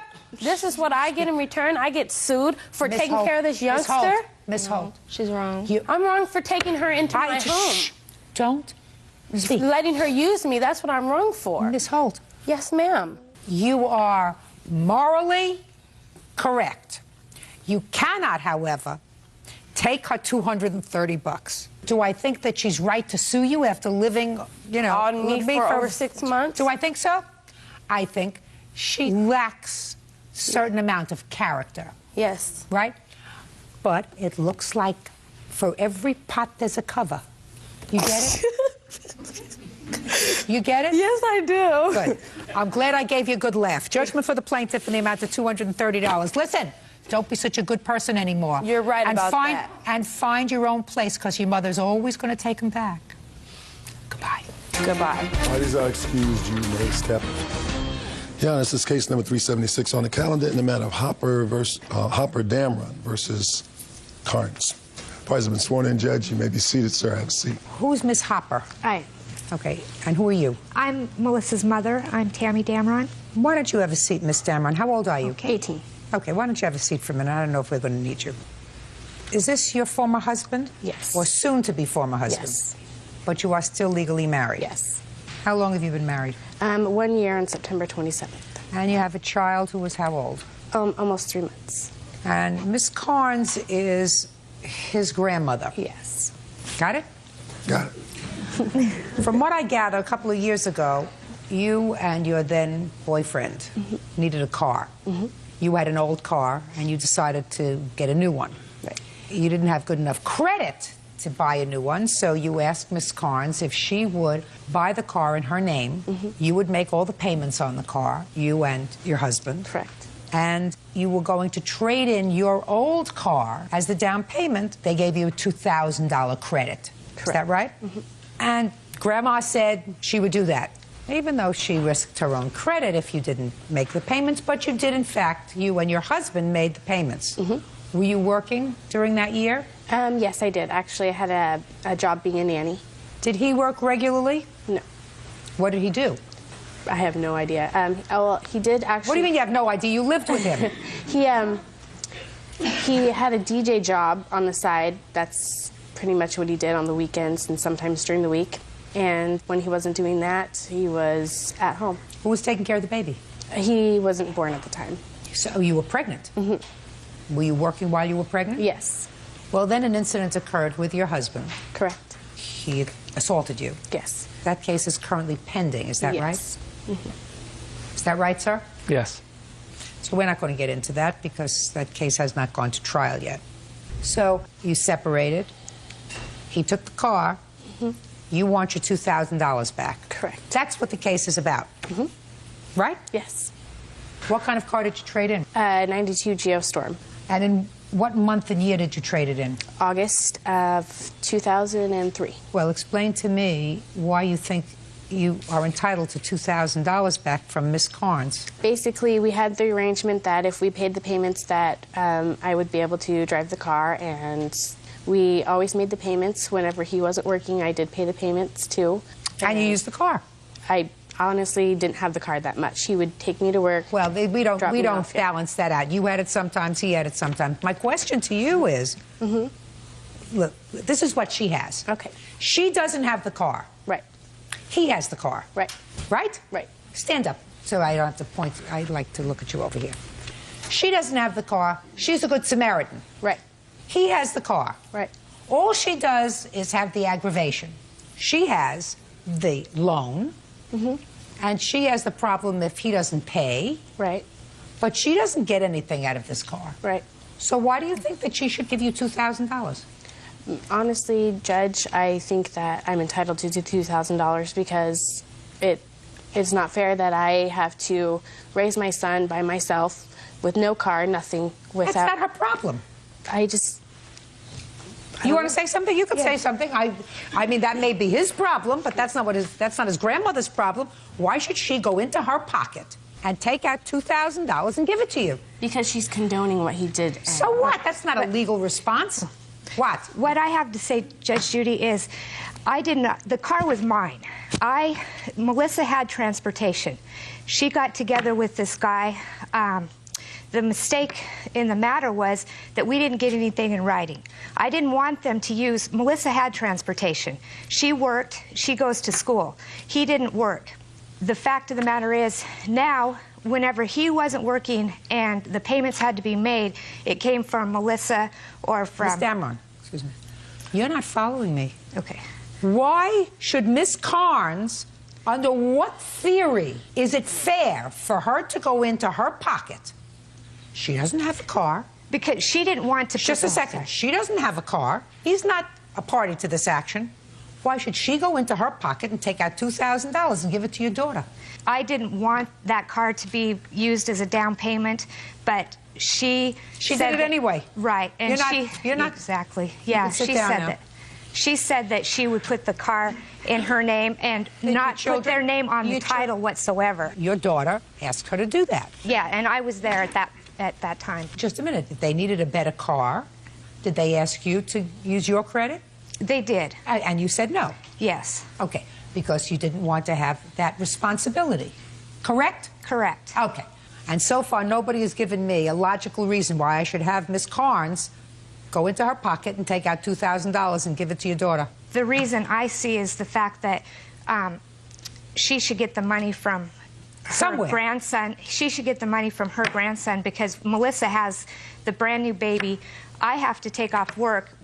Melissa had transportation. Now she has no transportation, and he pays no child support. That's not her problem. Right. It's not her problem. But Why I'm is saying that she should get the money from problem? So what you're telling me is she should have more control over her grandson to get him to pay up and be responsible. Well, basically, is that what you're telling me? Yes, I am, because that's ridiculous. She had the money. That's not what you do in a court. Right.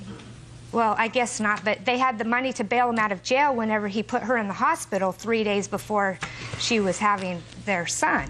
Instead of taking off work, why don't you help her? If you have a job and you are regularly employed, buy a car. If she works, then you say to her, Melissa, dear, you're going to have to make payments on this car so that you'll have transportation. You're her mother. Instead, what you did was you relied on his grandmother to do that because you didn't want to do it. His grandmother is not responsible to give her $2,000.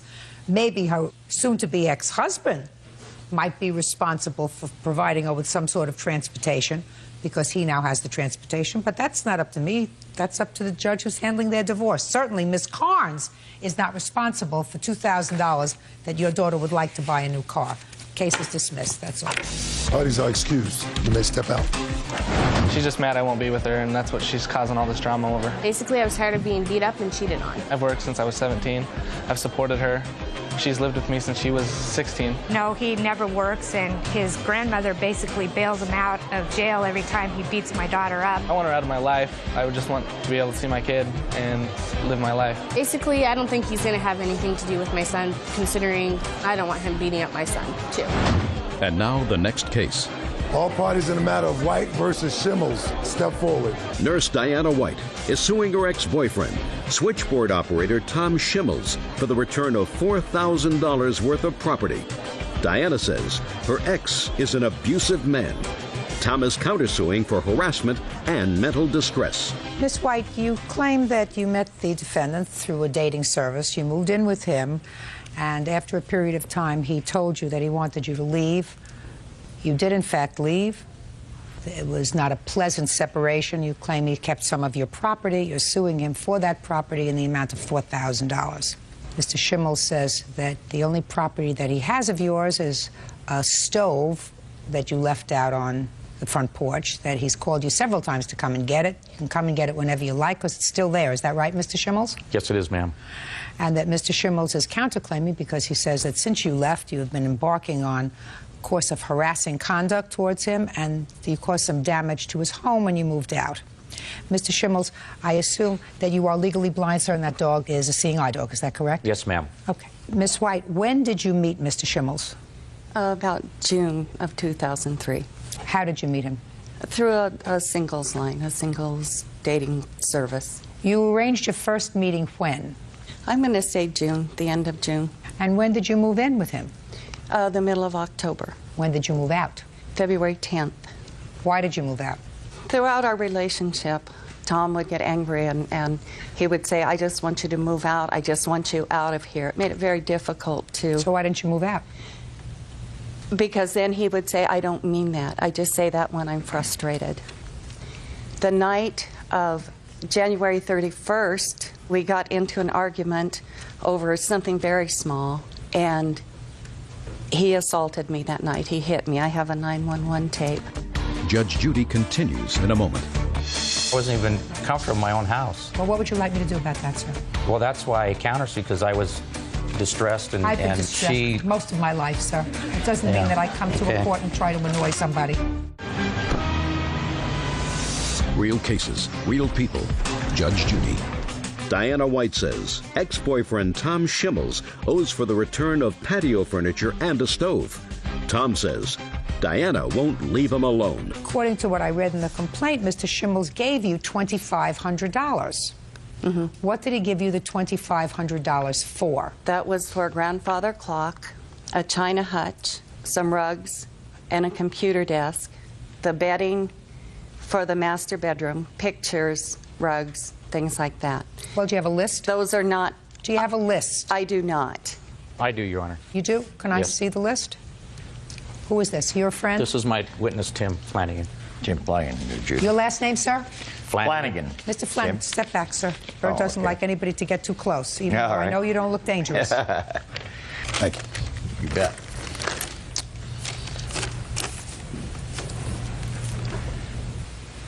A hutch, lamps, grandfather clock, curtains in the master bedroom, desk, office, rug in the family room, and pictures in the master bedroom. Then you write, by no means is $2,500 fair, something the police have been to the house 2 times, and I do not want the...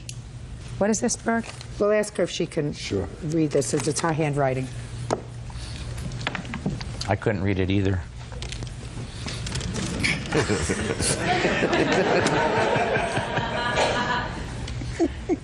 Sorry for the pun. Have been to the house. I do not want the abusiveness and fighting to increase, so under duress, I agreed to this. Okay, fine. So, now, what things do you have, madam, that you say he refused to let you take from the house? There's an entertainment center that I purchased in October, and I have a receipt for that. I purchased $2,300 worth of mini blinds and drapes.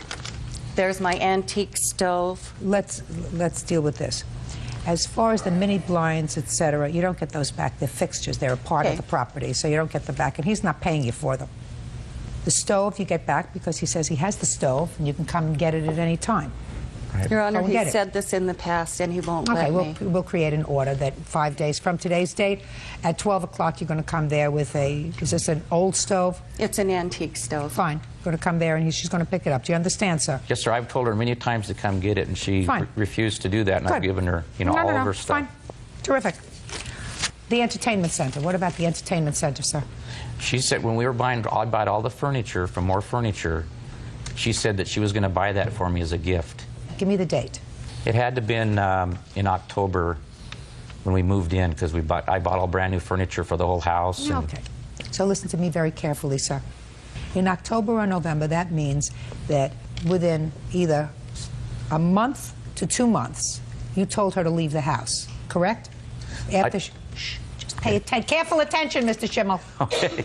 Within a month or 2 after she bought the entertainment center, according to you, for the house, you told her to leave. Is that right? In December, yes. And it's true that some of the stuff that is in your home, like the blinds and the stuff that is attached to the house that I already told her she can't have back because they're attached to your house, you still have there. Is that right? Correct. And you are complaining, sir, that she's harassing you, because your counterclaim said that she's been harassing you for money. Is that right? Yes, she's owes me money for damage deposits. Just listen to me. Okay. You didn't sue her for damage deposits or anything else until she brought this lawsuit against you, Mr. Schimmel. So what I'm saying to you is, you're complaining that the harassment is because she keeps calling you, asking you for money. Right. Or her things. And I'm saying to you that it would have been smart of you if you told her to leave within a month or two of her buying you this entertainment center for the house she was moving. You should have given it back to her. Well, I understood that it was a gift when she bought it. I don't think so. How's that? $771.52. You prepared to give her back the entertainment center, sir? Along with the stove? I can give her the stove. I mean, the entertainment center is built. I mean, it'd be really difficult for me to do that. Okay. All right, so she gets the stove plus $771.50. What else, Miss White? And don't go into nonsense with me, because otherwise I'll reconsider the $771.50. I'm not. My patio furniture is there, my molded lawn chairs, my padded folding lawn chairs are there. He did return 2 of my hoses, but the ends were cut off of them. There's wind chimes, there's don't go into nonsense with me. A 1940 radio. You have an old radio, 1940 radio. That she was going to throw away and she said I could have. It's now become very, very important to her to have this old radio back. It's an antique. She wants it back. And when you give her back this property, she's going to stop annoying you. Do you understand? You aren't one at all. I understand. Good. So we have a stove that's going back to you and a radio. That's it, Miss White. Plus $771 for the entertainment center. Now let us briefly go into this counterclaim that you have. She's been harassing you. She's going to stop harassing you and calling you for money because you're giving her back the property that, according to what I believe she's entitled to, she's going to get within 5 days. Then you say she pulled her paintings right out of the walls and I had to hire a handyman to patch up and paint the damaged walls. Yes. Did you pull everything out of the walls? No. Show me pictures. We don't have pictures. Good. Then you have no counterclaim. But we have where we paid a man to fix the walls, and I've seen the walls when she moved out, and there was holes in them. Why didn't you take a picture? If you intended to sue her, why didn't you take a picture? Well, I didn't realize they were going to get into such an argument over some holes in the walls. I mean, neither. So if you didn't plan on getting into an argument over holes in the walls, why are you bothering me with it now? Yeah, okay. Good. Counterclaim is dismissed. Great. There's a judgment for the plaintiff that I'm entering. 5 days from today, you to pick up your stove from his porch and the radio, which will be on the porch, on top of the stove, or underneath the stove, or next to the stove, plus $771 for the entertainment center that he says is too difficult to dismantle. Do you understand? Yes. By 12 noon. Otherwise, it's gone. Consider it over. Thank you. Your Honor, I've tried to get it over for a long time. It's all. Listen to me. I've not, It's you know, I mean, over. I wasn't even comfortable in my own house. Well, what would you like me to do about that, sir? Well, that's why I countersue, because I was distressed and I've been distressed most of my life, sir. It doesn't mean that I come to a court and try to annoy somebody. Do you understand? You should have given her back her radio. You should have paid her for the entertainment center. I tried to. You did? You tried to pay her for the entertainment center? You paid her for the entertainment center? No, because she said that was a gift. Mr. Schimmels, say goodbye, sir. Mr. Flanagan will help you out. That's all. Parties Chan. Parties have been sworn in, Judge. You may be seated, sir. Have a seat. Mr. Newsom, it is your claim that owing to the defendant's negligence, your dog ran away. I assume this is the dog. As a result of that, you found the dog in pound. You had vet bills, pound costs, etc. Ms. Chan says that you were a squatter on her property. You were not a tenant there, that the dog was left in her backyard. She opened the gate to leave. Your dog ran out. She had absolutely no obligation to go chasing after your dog. And in addition, she says that while you were a squatter there, you hit her house with your truck. You caused damage to her home. She wants you to pay for that. Ms. Newsom, do you own this house? I own the house. How many apartments do you have in the house? 3 houses over there, triplex. 3 houses? Right, triplex. And Mr. Newsom, he is not a tenant of yours, is No, that right? not at all. Is that Not right, at all. sir? Yeah, I didn't live there. Did you park your truck there at her house? I visited my friend Mario on the weekends because I lived in L.A. at the time, and then I was working in Yorba Linda, so I stayed in Yorba Linda during the week, and I come in town on the weekends and stay with him on the weekends. So you were staying there with your truck? Yes, on weekends. For how long? I don't know, a month and a half or something. I forget now. He was until Mario moved out. I don't remember. I wasn't paying attention. Well, let's try to pay attention Yeah. and get specific. What month did you start to come in to visit Mario? It would have been November 2003 through December of 2003. And when did your dog disappear? I guess, from what I understand, it was 4 days before I came to pick him up, which would have been on the 15th of October, I guess. I realized he had disappeared on the 19th when I came to pick him up. You said you stayed there from November of 2003 till December of 2003. That's right. Your dog disappeared in October. That doesn't make sense. That's right, because I wasn't staying there when my dog was being watched there. I went to Oregon to visit a friend and his mother who was dying. When I came back is when I, at that point, started staying there. And he was watching my dog for me while I was gone in Oregon. How long did you leave your dog there? I don't know, I think 10 days it was. What's your name, Mario? Yes, ma'am. Stand up. Mr. Carmona, where was Mr. Newsom staying when he stayed in your house? He would either stay upstairs, sleep on the floor upstairs, or because I had my aunt, my brother, and his girlfriend at the time, he didn't want to be a further inconvenience. So he said just lend him a couple blankets and he'd go ahead and just sleep in his bed of his truck for the night. I'd tell him to go upstairs and sleep in the... And in what month did he come to stay with you? But he didn't live, like he said, he would come over and visit on the weekends, but that started around November, about November. All right. Now, when he left in October, he says he left his dog with you. Did he leave his dog with you? Yes, he asked me if I could keep an eye on his dog while he went to go take care of some business that he had to take care of up in Oregon, I believe it was. So, did you take care of his dog? Yes, he left all the food that he needed. He left it upstairs with me. How did the dog get away? That is a good question. There was an incident where the dog was running around loose prior to Mr. Newsom leaving to Oregon. I had to call him because I couldn't put the dog back on his leash, on his runner. Why not? He wouldn't listen to me. I called Mr. Newsom. He had to drive back an hour. He put him back on the leash, and I informed everybody in my house, don't let him off the runner. He had plenty of rope, plenty of chains so he could run around. So you left him in the backyard? He had a big backyard to run around. You left him in the backyard? Yes, ma'am. Did he come into the house in the evening? No. So you left him in the backyard all the time? Yes. Was this backyard solely for you and the two other people on the lease, or was it for a lot of other people? It was a shared backyard. Well, what gives you the right to put the dog in the backyard? None, but I did ask Ms. Chan that I was going to be keeping an eye on the dog. There was a doghouse in the back because there was already a dog When back did there. you ask Ms. Chan if you could Before keep the dog? Mr. Newsom left for Oregon, Did he, I asked her. Ms. Chan? No. Of course not. Yes, I did. No, I don't believe you. Okay. Don't believe you, sir. No. If you had a dog that you couldn't control and there were other tenants using that backyard, it is unlikely that a landlord whose insurance is responsible would say, sure, keep a dog that's uncontrollable in the backyard so my other tenants are going to have trouble. Unlikely. Ma'am. All right. Do you know how the dog got away? No, ma'am. All I know is when I left to work that morning, the dog was on the leash. When I came home, it wasn't on the leash. I spoke to Ms. Chan, asked her what happened.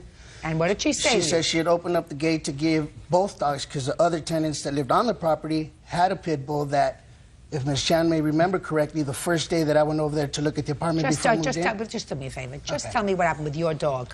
I asked what happened to the dog. And she said? She said that she let the dogs out to play and she opened up the gate so they could run around and they never came back. What happened, Ms. Chan? No, because I went out. I parked in my car in the backyard. When I go out, I go to get my car and I gotta go. So I opened my gate, I went, and the dog went too. They both went together. One is female, one's male. So they were not on a leash? No. They were not on the at all. lead? No. Okay. Not at all. And you didn't go after them? No. Right. I wouldn't go after them. It's not my dog. Why should I go after them? Absolutely right. What else do you want to tell me? I would like to tell you that Mrs. Chan was totally comfortable with my dog being there. And once I come back from Oregon and found my dog, took him to the vet, took care of all that, and I still continued to come on weekends and visit. She had no problem with me helping her property. Her property was in a pretty bad state of... what does that have to do with your dog? It's got to do with the fact that she was comfortable with me being there when I was helping her out on her property. She was, before her denying that my dog was allowed to be there, she had no problem with my dog being there. Just a second. You're not following, sir. She has no duty to run after your dog. But she has the duty, if she says it's okay for my dog to be in that yard, to allow it to be there while it's there. Listen to me, sir. She has no duty to run after your dog. You're right. Unless she let him off his leash. She says she didn't. Of course she did. She's not going to admit to it now that I've got a $500 bill in front of her. Yeah, I guess not. She was sure pretty sure I isn't. wasn't going to sue her either. But the problem we have here is... Listen, Slick, take care of your own dogs. If you have to go to Oregon, take your dog with you. Judge Judy continues in a moment.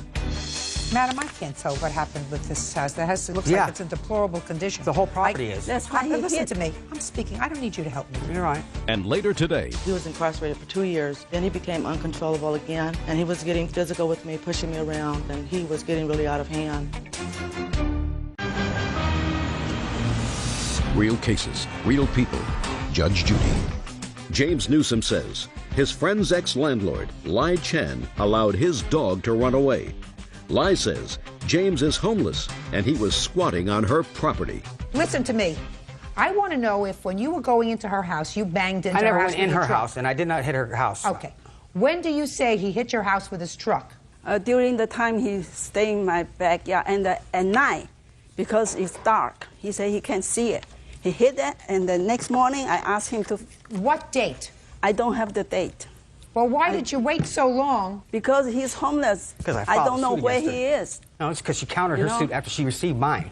Of course. Probably true. I went over there the other day after I found out she was suing me and took pictures of the only place you could possibly hit her house.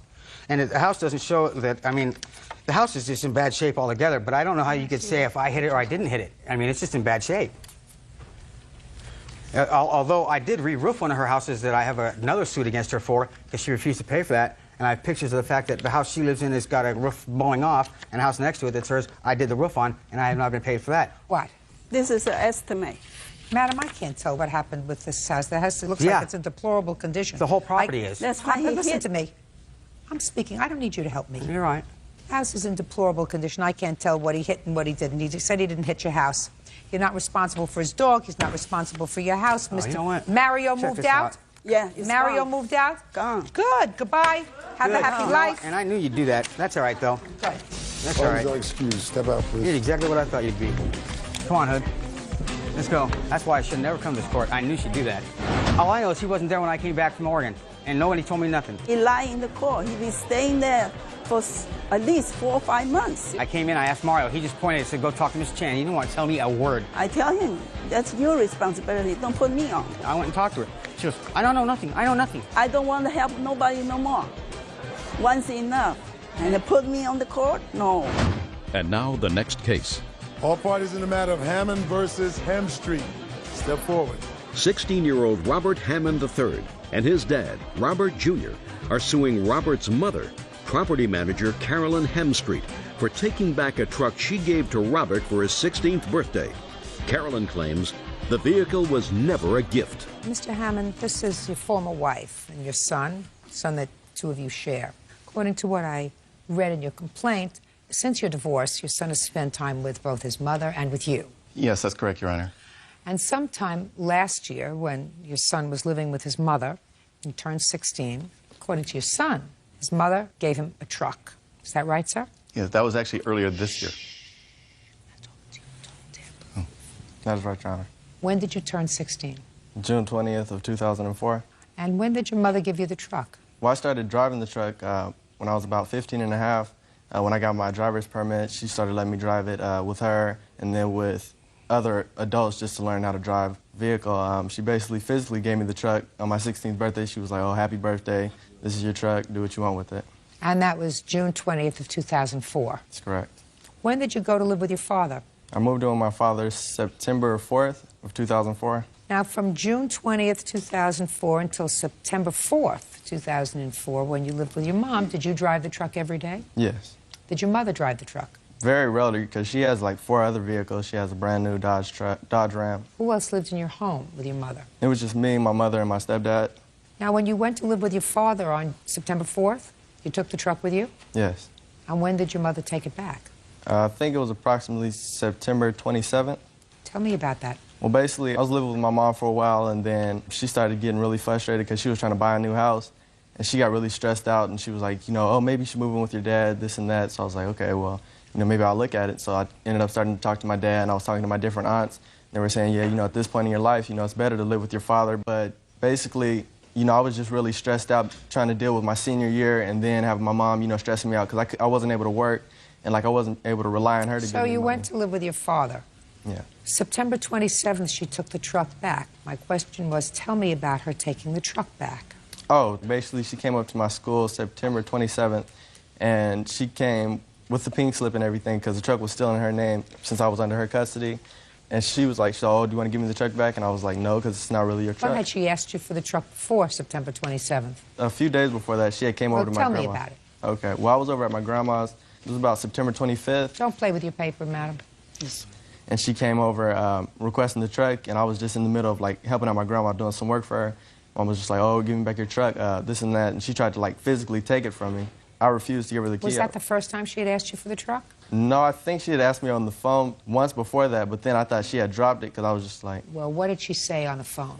I don't remember her exact words, but basically she was like, oh, if you want to live with your dad, basically you need to pay for the truck. She was like, you can pay me in payments. She was just basically saying, oh, you need to pay me $5,000 for the vehicle. And what did you say? I said, that's not really realistic because the truck was given to me as a gift. Therefore, I invested money in it, and I didn't think I would have to pay you back for the truck that was already given to me. So I was like, no, I'm not going to pay you for a truck that you supposedly gave to me. From June of 2004, when you got the truck, until September, when you moved in with your father, had your mother ever made any statement to you that would indicate that she expected you to pay her for the truck? No. Never? Never. Real cases, real people. Judge Judy. 16-year-old Robert Hammond III says his mother, Carolyn Hemstreet, took back a truck she gave him for his 16th birthday.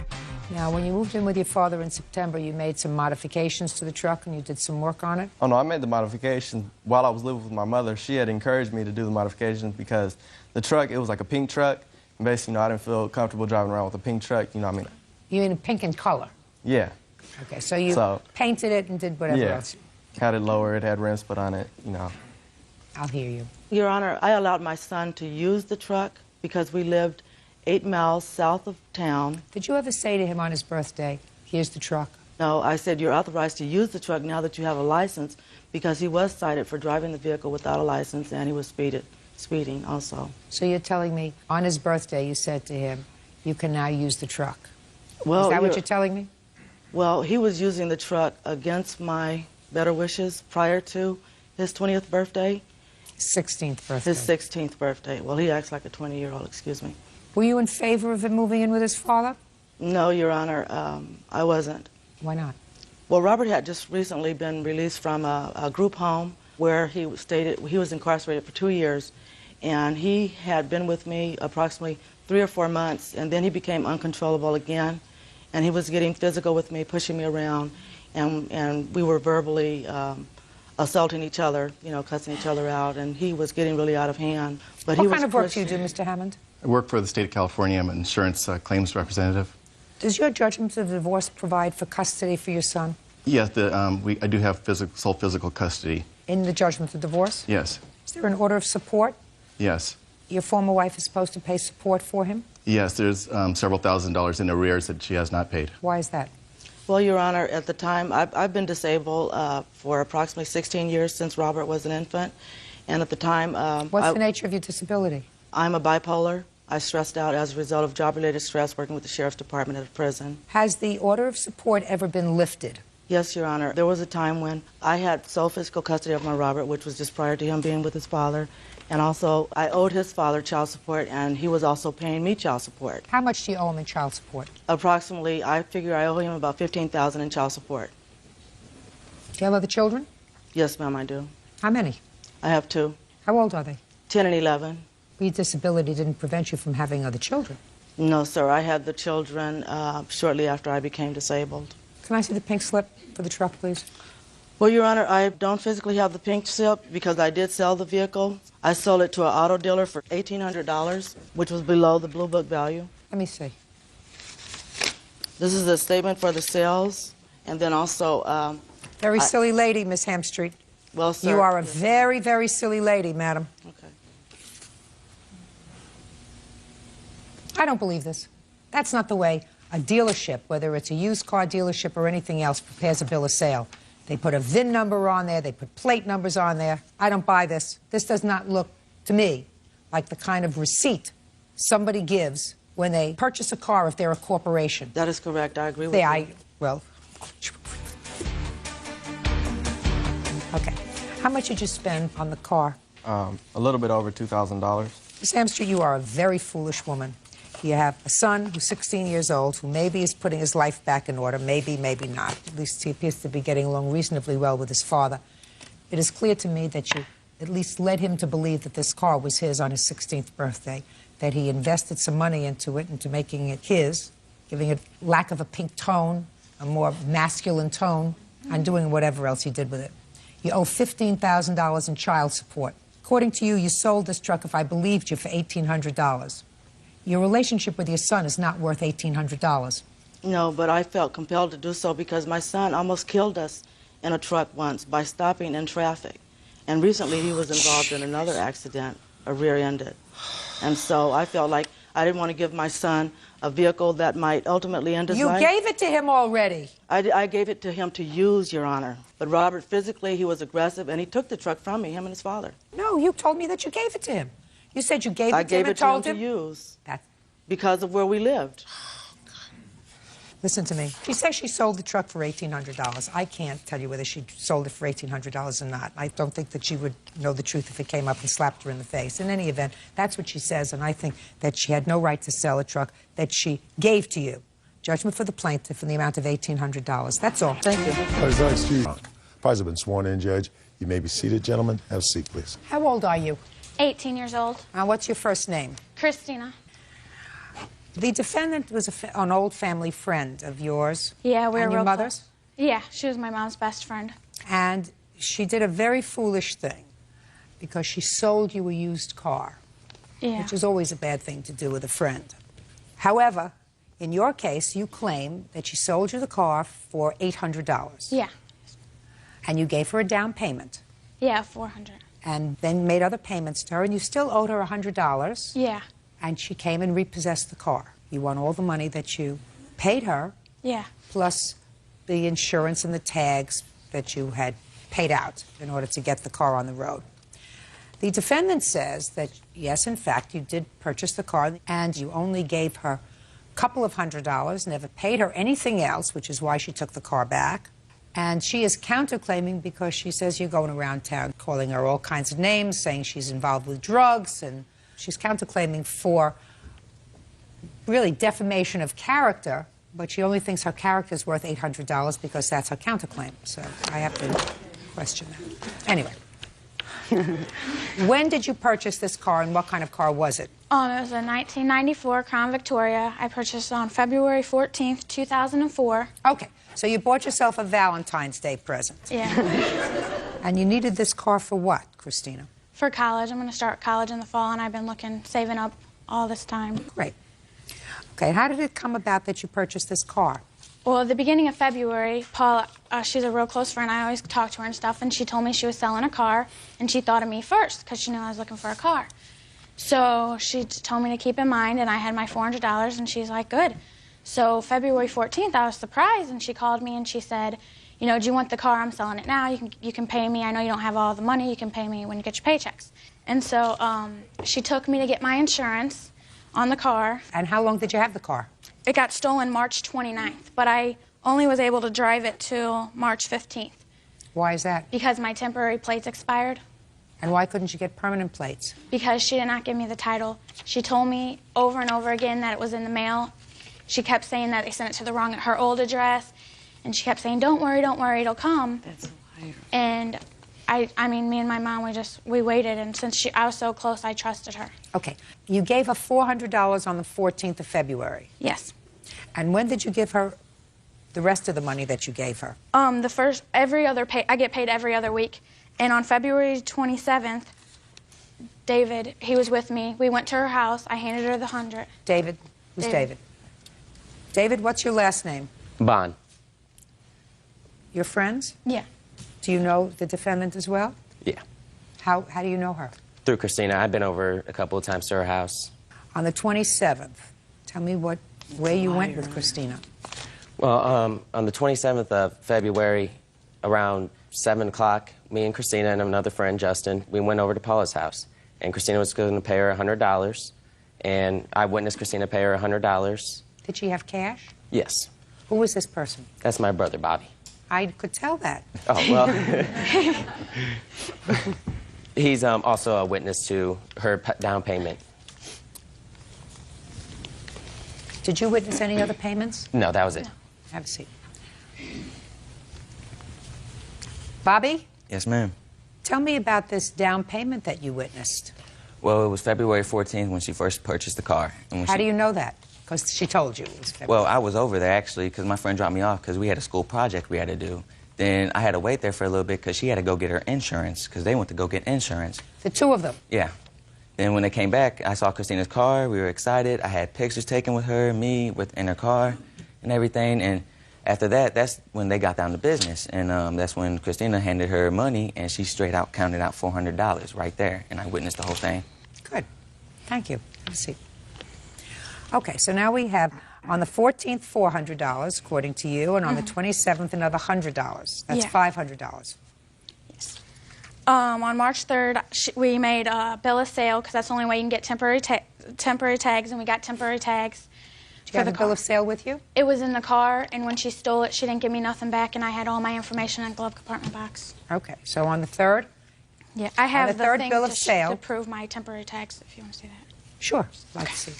On the 3rd, did you give her any more money other than bill of sale? March 12th. So the next time you gave her money was March 12th? Yes, and I gave her another 100.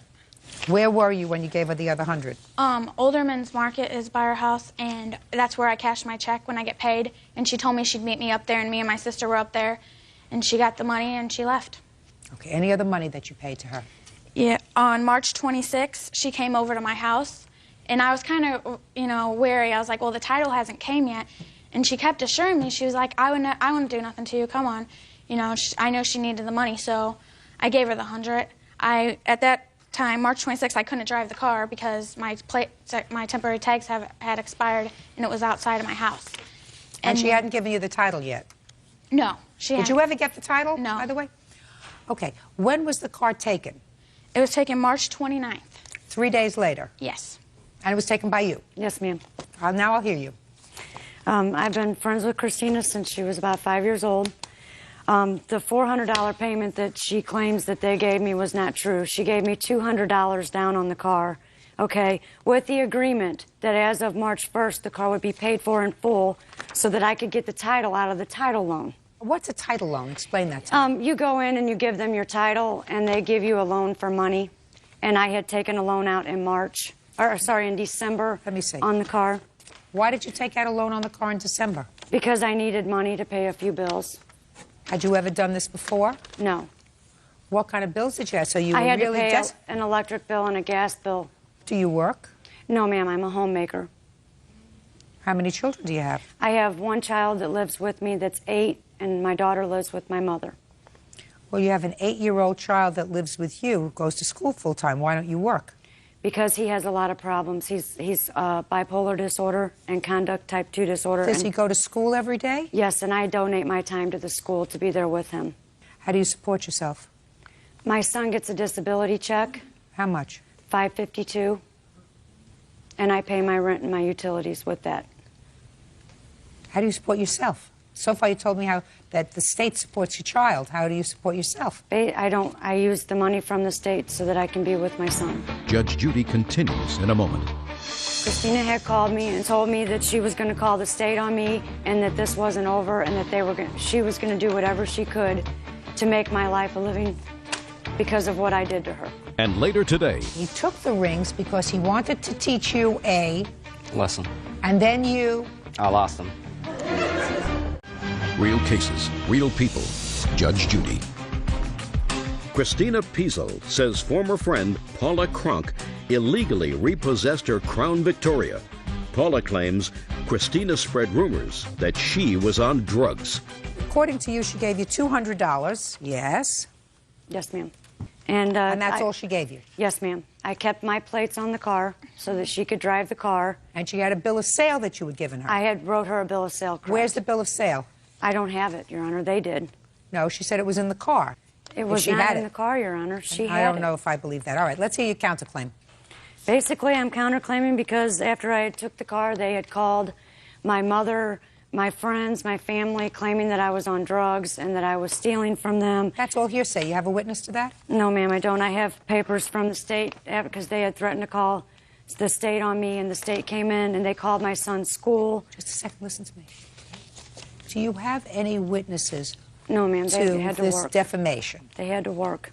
Okay, well, then you don't have a case. You Okay. have no witnesses, because certainly you weren't on the other end of the phone, right? I was on the other end for a lot of the phone calls. Really? Yes. Well, tell me what you heard.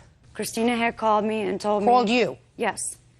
And told me that she was going to call the state on me and that this wasn't over and that she was going to do whatever she could to make my life a living because of what I did to her. Let's go here, Miss Crum. Yes, ma'am. You sold her the car in mid-February. Yes, ma'am. And you knew her and you knew her family. Yes, ma'am. And when you went there, she had $200, according to you, to give you. Yes, ma'am. And you knew that she worked. Yes, ma'am. And that was going to be the source of income for her to get the car to you. Exactly. Did she pay rent where she lived? No, No, I don't have she any didn't. bills. And She didn't- actually, her... Shh. Do you know how much she was earning? No. Did you know how long it took her to save up that $200? Her mom is the one that gave me the $200, not her. Her mother is the one that gave me the I drove her mother to the bank, and her mother withdrew the $200 out of the savings account and gave me the $200. Whose savings account? It was Christina and her mother's. Okay. So her mother took the $200 out of Christina's savings account Yes, because ma'am. clearly it was Christina's money. Yes, ma'am. And did you ask her mother whether or not the savings account had more money in it so that Yes, you could I did. so that you could get more money? Yes, I did. And were you able to get more money out of the account? They didn't no, give me- because they didn't have more money in the account at the time. Exactly. Correct? You explained to me how you expected her to come up with 3 times that amount of money in 2 weeks. Her mother reassured me that they would help. No. Yes, she did. No. That's hearsay, and I don't buy it. I don't buy it. So I have to make a judgment. My judgment is very simple. I have to decide whether a person would give her a car, do all kinds of things, including taking up for the insurance, giving her the tags, if all she gave you was $200. And I find that you were close enough to her and close enough to her mother to know what she was doing and to know that in 2 weeks you couldn't raise $600, that the plaintiff's explanation is totally more feasible than yours, which is she gave you half what she had, which was $400. So you gave her possession of the car with the understanding that every other week she would give you another $100, which she did up until the end of March. So I believe she paid you a total of $700 for the car. You owe her $700. Judgment for the plaintiff in the amount of $700, and I do not believe this slander baloney, and your name, if it were true, should certainly be worth more than $800 to you. Counterclaims dismissed. That's all. Parties are excused. You may step out. I mean, she lives down the street, a couple streets over. So I run into her all the time, and it's sad. She was lying, and just because she brought her best friends with her, they're lying too. They never seen her give me any money. She didn't give me any money. That's a lot. I work a steady job. I don't have no bills. I'm 18, so I had the money. I have plenty of money to give. I don't talk to her no more. You can't trust anybody. And I loved her like my own mother, and she burned me and took my car. And now the next case. All parties in the matter of McLaurin versus Hoffman. Step forward, please. 27-year-old student Kelly McLaurin is suing her ex-fiancé, 22-year-old product representative Armin Hoffman, for wrecking her car and losing 2 of her rings. Armin says he financially supported Kelly throughout their relationship. Miss McLaurin, you were engaged to Mr. Hoffman. Is your claim that he took 2 rings, one the engagement ring that he had given to you, and the other an engagement ring that someone else had given to you? He took them for whatever reason, and he lost them. You want to be reimbursed for those rings. And in addition, after you broke up, but you have a child together? Yes. He used your car to drive your daughter someplace, and he had an accident in the car. You want him to pay to have the car fixed. Mr. Hoffman says that he took the rings because he wanted to teach you a lesson. And the lesson was? She kept leaving the rings laying around, and she seemed like she didn't even care that she had them. So you wanted to teach her a lesson in responsibility. Ability. And then you I lost them. lost them.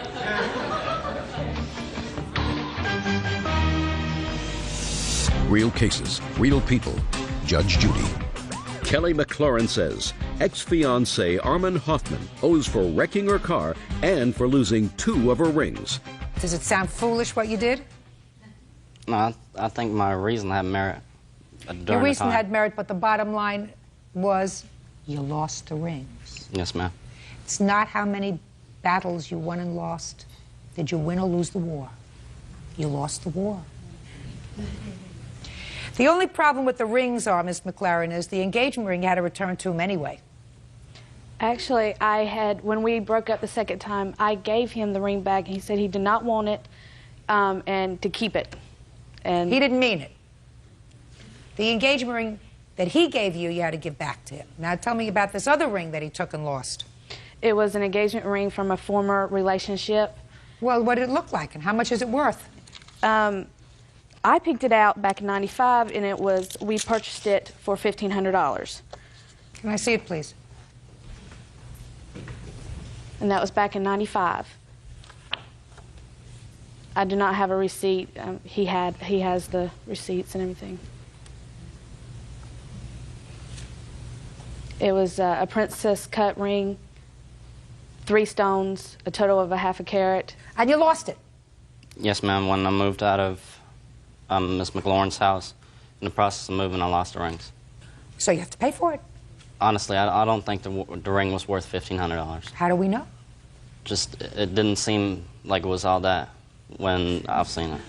Well, Mr. Hoffman, the reason you told me you took the ring is because you wanted to teach her responsibility and not leaving it around. I assumed that you would not have taken the ring if the ring wasn't worth very much. What difference did it make if she left it around? Mm-hmm. Thank you. Well, the point was, when we were together, she'd always leave the engagement ring that I've given her. She'd always leave it around. Instead of wearing it, she'd leave it on top of the microwave or on the counter. It just never where it's supposed to be. I wanted to teach her a lesson, but I never intended. Okay, so you taught her a very pricey lesson. You have to pay for the ring. Now let's talk about the car. You had an accident while you were driving in her car. After you had already broken up, you were driving your daughter someplace? Yes, ma'am. Tell me about the accident, Mr. Hoffman. She wanted me to get my daughter's haircut, which I said fine. We didn't want to change the car seat out, which I didn't have the car seat in my car at the time. So you didn't have a car seat in your car. Mm-hmm. She did. Yes. So? We decided to exchange cars. She said, just take my car, and I'll borrow yours. She went to Walmart. I went to go get my daughter's haircut. Got her haircut. On the way back to her house, 2 minutes away from her driveway, I ended up rear-ending another person. So why aren't you responsible for the damage? Well, I don't think I'm responsible for the damage just because for the entire time that I've known Ms. McLaurin, she hasn't worked. I took care of her. I paid the bills. Even after we broke up, I paid some of the bills for her to help her out. That's good. Yes, and also after we split up, I was paying child support, and if she needed anything extra, I would try to help out with it. Well, that's nice. You have to pay child support because you have a child. Who's supposed to pay child support for your child? Me? I'm not Bird? saying He's nothing got his own about, children. I'm not saying nothing about So, child and support. if you gave her something extra because you had extra, that was very nice of you. You don't have to do that. You have to pay for the car because you had an accident. It was your fault. How much was the car? I have estimates. What's the cheapest estimate? $1172.03. Show it to him. Got it, Mr. Hoffman? Yes, ma'am. Got to pay $1,500 for the rings and a Parties have been sworn in, Judge. You may be seated. Have a seat, please. Miss Davis, Mr. Dorval, he used to be your boyfriend. He's not your boyfriend anymore. I think you lived together for a period of time as well. According to your complaints, he owes you for a whole bunch of things, whole menu. He owes you for having him arrested falsely, causing you to have to post bail. You spent time in jail. He damaged your car, and he had a temper tantrum, that he has some of your property, that you lost money when you were incarcerated. You want him to pay all that stuff. Mr. Dorval says that you brought all this on yourself, that you did, in fact, assault him. He called the police. You were arrested. You brought that on by yourself. In addition to that, he wants damages for the assault. He wants damage for the emotional pain that he suffered as a result of you slapping him in the face and his glasses that you broke. That's correct, ma'am. Okay. Who were these people? This is my sister and my brother. They were there when I supposedly slapped him. Okay. How long did you live together? As soon as I turned 18, so about a year. And where had you been living? At my parents' house. When did you have the argument? The one where I slapped him, that one, or? The one where, let's start with the one where you slapped him. The one where you slapped where I him, yeah. supposedly slapped him. Okay, I broke up with him on the 5th. 5th of what? Of January, the beginning of this year. Okay. And he drove my car off a cliff. And he told me to get out of the car or else he'd throw my stuff over the side of the road. You were in a car when you broke up with him? Yes. He then asked me, so does this mean it's over? I said yes. He said, well, watch this then. He drove my car off the side of the road, and a tow truck had to come and get it. But I did not want to talk to him, so I walked down the street, and I had to hitchhike my way back to the house. And then on the 14th of what? She failed me. She took my car, and she went back to my house. That's the 5th. That's when you broke up with him? That was when I broke up with him. On January 14th is when he said that I slapped him. January 14th, I was at the gym working out with my sister. He came to the gym and asked me to go out there. I went outside and talked to him, and he wanted to have a CD player back that I bought him for Christmas. And it was in my car that I have, because that's the car that I was letting him drive. So he wanted $250. What happened to the car that went off the road? No, there was no damage to it. But that's the car that went off the road. And the CD player was in that car. He wanted $250 for it, so I went to my house. I decided to just give him the money so he would leave me alone. And my sister and my brother were there, and they saw that I did not touch him at all. I didn't even argue with him. I gave him the money and some DVDs that he wanted. About 20 minutes later, I had the cops at my house asking me questions, and they arrested me. I was in jail for about 9.5 hours. Well, what property do you think that he has that belongs to you? On the 21st of what? Of January, they served him the restraining order that I got against him. So you got a restraining order against him for what? Because he has hit me before, and I was afraid. Well, when is before? So far, between the 5th of January and the 21st of January, I haven't heard of when he... I have it right here on paper. Can I see it? This is the restraining... Oh, sorry. This is the restraining order that was served to me. My bad. Thank you. Yeah. That's her words of what went on in our relationship. May I say something? Shh. All right. You didn't tell me that between the 5th, when this thing happened, when he drove your car off the road, and the 14th, that you went to the beach with him. He asked... What do you mean, you went to the beach with him, we stopped at a 7-Eleven, and Josh fell down and started shaking. He broke his glasses and watch when he fell down. Somebody called 911, and an ambulance came and took him to the hospital. Is Yes. that what happened, Josh? No. Look at me. Did you go to the hospital on the 10th of January? Very easy to check. No. You did not? No. Did an ambulance come for you? On which day? No, which day of the month? Let's try between January 5th and January 14th. Did an ambulance pick you up? Yes, with her. She was with me that day, yeah. Uncross your hands. Well, tell me under what circumstances the ambulance came to get you. Put Well, that down. apparently I don't know what happened, but I guess I passed out and I went to the hospital. Oh, well, she says it happened on the 10th. So why did you say no? It may have been the 10th. I'm not sure exactly So what day then it was. my question is, why did you say no? I wasn't sure what day you were talking about. Then you say, I'm not sure of the date. You don't say... Yes, that happened, but that's not when my glasses broke at all. Okay. And she did agree to go to the beach with me that day after she said she broke up with me and everything. And I see. And it says in May 2004 that I assaulted her, and she always came back. Try to be quiet. All right. Until I ask you a question.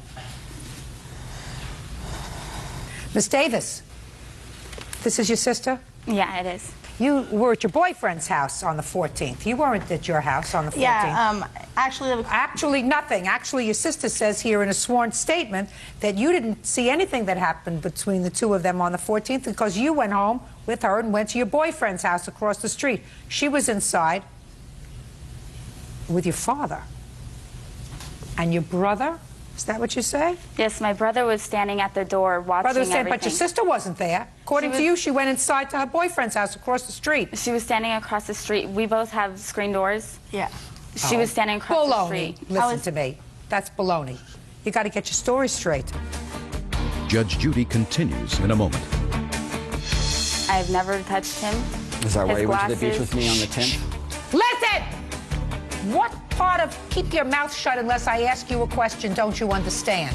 And later today, She was very angry, and she said that this was a scam and that she just didn't think her dog would do anything like that, and that she knew the friendship was at stake, but that she wasn't going to let me scam her. real cases, real people. Judge Judy. Brandy Davis says ex-boyfriend Joshua Dorval had her arrested for slapping him in the face. She's also suing for the return of her belongings and for damage to her car. What happened with this request for a protective order? I didn't go to the hearing, but apparently Why it's in not? effect for a year. Well, that was pretty dumb of you. A restraining order is to Because- keep somebody away. If I don't want to see her anyways, then it's not really that much of a problem. Oh, sure there is, sir. Because when you make a request for a protective order, there's nothing that the courts can do other than issue the protective order. But if there is a protective order, and if somehow they find that you violate it, let's say you inadvertently go into a store and she's there and she feels as if you are following her. She calls the police and says he's violated this order because he's come within 50 feet of me. Then they pick you up, and that's contempt. So a protective order does have its consequences, so that was pretty dumb of you not to go to court and to just let it ride. Do you have a very busy practice? Do you have a very busy schedule? You have a job that works you 18 hours a day, something that precluded you perhaps from going to court? No, but I figured that they would put it in effect anyways, even if I was there or not, just by the statement she made to them. That's not necessarily true, sir. I haven't heard that explanation for failing to go to court. Ridiculous. Tell me about what happened, sir, on the 14th. Brandy called me and asked me to come down and pick up the rest of my things from her house so she wouldn't have to talk to me anymore or see me. Like she said, she was at the gym with her sister. I went to the gym. She came outside with me and talked. She went back in and got her sister. They got in her sister's truck, and I followed them to the house. She told me to follow them. I parked outside. She told me to wait in her front yard. She went in the house, got the DVDs, got the $250 that she was giving me back. Once I got the DVDs, I asked her, there was more movies of mine that she didn't bring out, and I was asking her where they were, and we got into an argument. I told her to F off, and I went to walk away, and that's when she hit me across the face and broke my glasses right here. Busted the screw right off of them, and they skidded across the concrete and scratched both lenses up. I got in my car, drove away, and I called the police like 5 minutes later. And they don't take people to jail for nothing.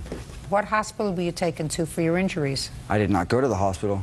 What doctor did you see for I your didn't injuries? see a doctor. She's a woman. She got bailed out, and the DA apparently said there wasn't enough cause, or they dropped the charges from what I understand. Your But she Honor? still went to jail. The story he told you is not true. I didn't call him. He was calling me 20 to 30 times every day after I broke up with him. I've never touched him. Is that why His you went to the beach glasses- with me on the 10th? Listen! What part of keep your mouth shut unless I ask you a question don't you understand? I understand now.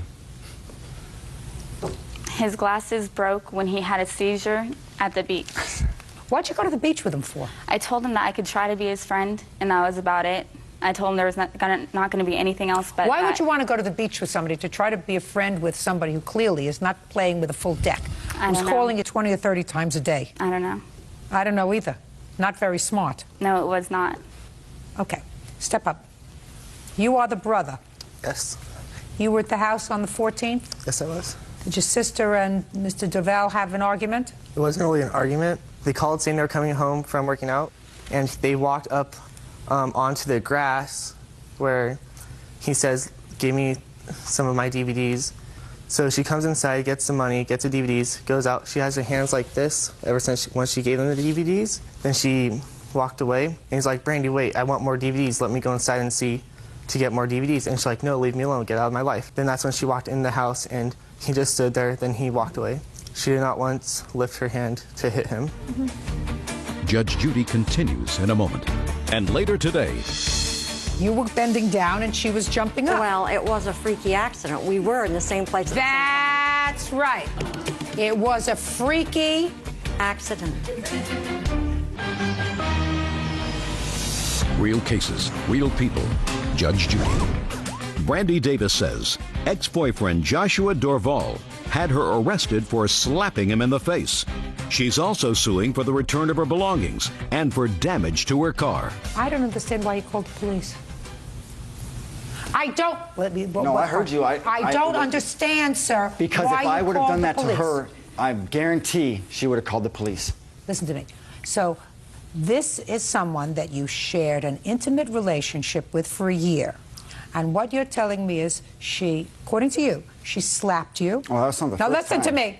According to you, on this day when she said, I don't want to see you anymore, here's $250, I want you out of my life, here are your DVDs, I don't want to see you anymore, here's money, go, get lost, have a happy life. And according to you, things then get angry, she slaps you, and you leave. And you decide that you are injured enough to pick up the phone and call the police to have her arrested. Is that what you're telling me? Yes. Because what she did was against the law. Good. Judgment for the plaintiff in the amount of $2,500. That's all. On your counterclaim, it's dismissed. That's all. Step out. Parties are excused. You may step out. I thought it was great. I don't think he deserves any money or anything. Everything he did was wrong. She's mad. I don't know. She's an angry woman. I was scared of him. I didn't ever want to be with him again. She's just blowing everything up, trying to make me look bad, I guess. He robbed me yesterday. He went into the mall and stole my purse and ran away. We're both acting silly, I guess. I am afraid he might come back to me, but...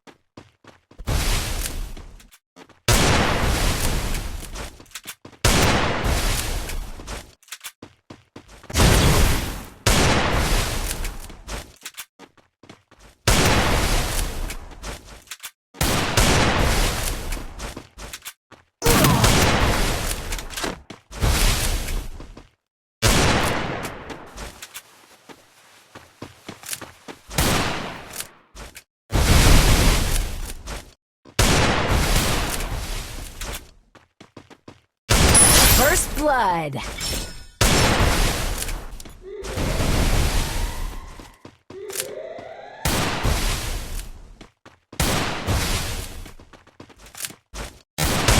First blood.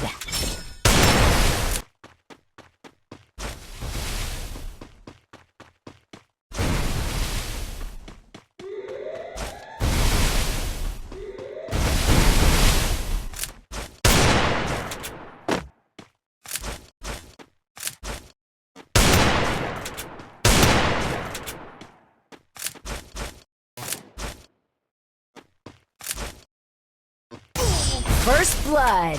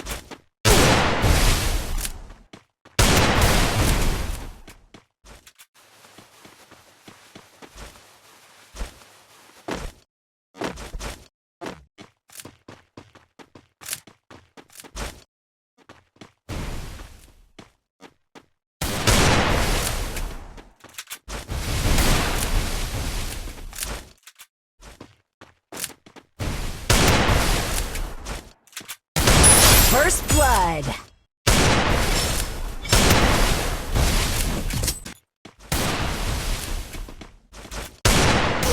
First blood.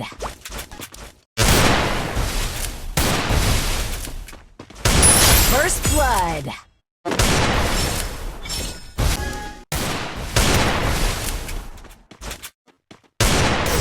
First blood. First blood. First blood.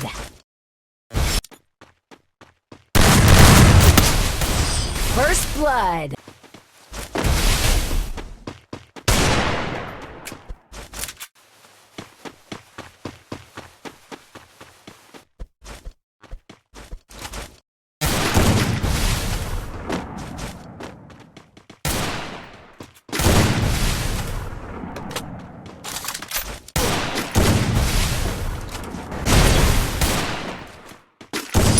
First blood.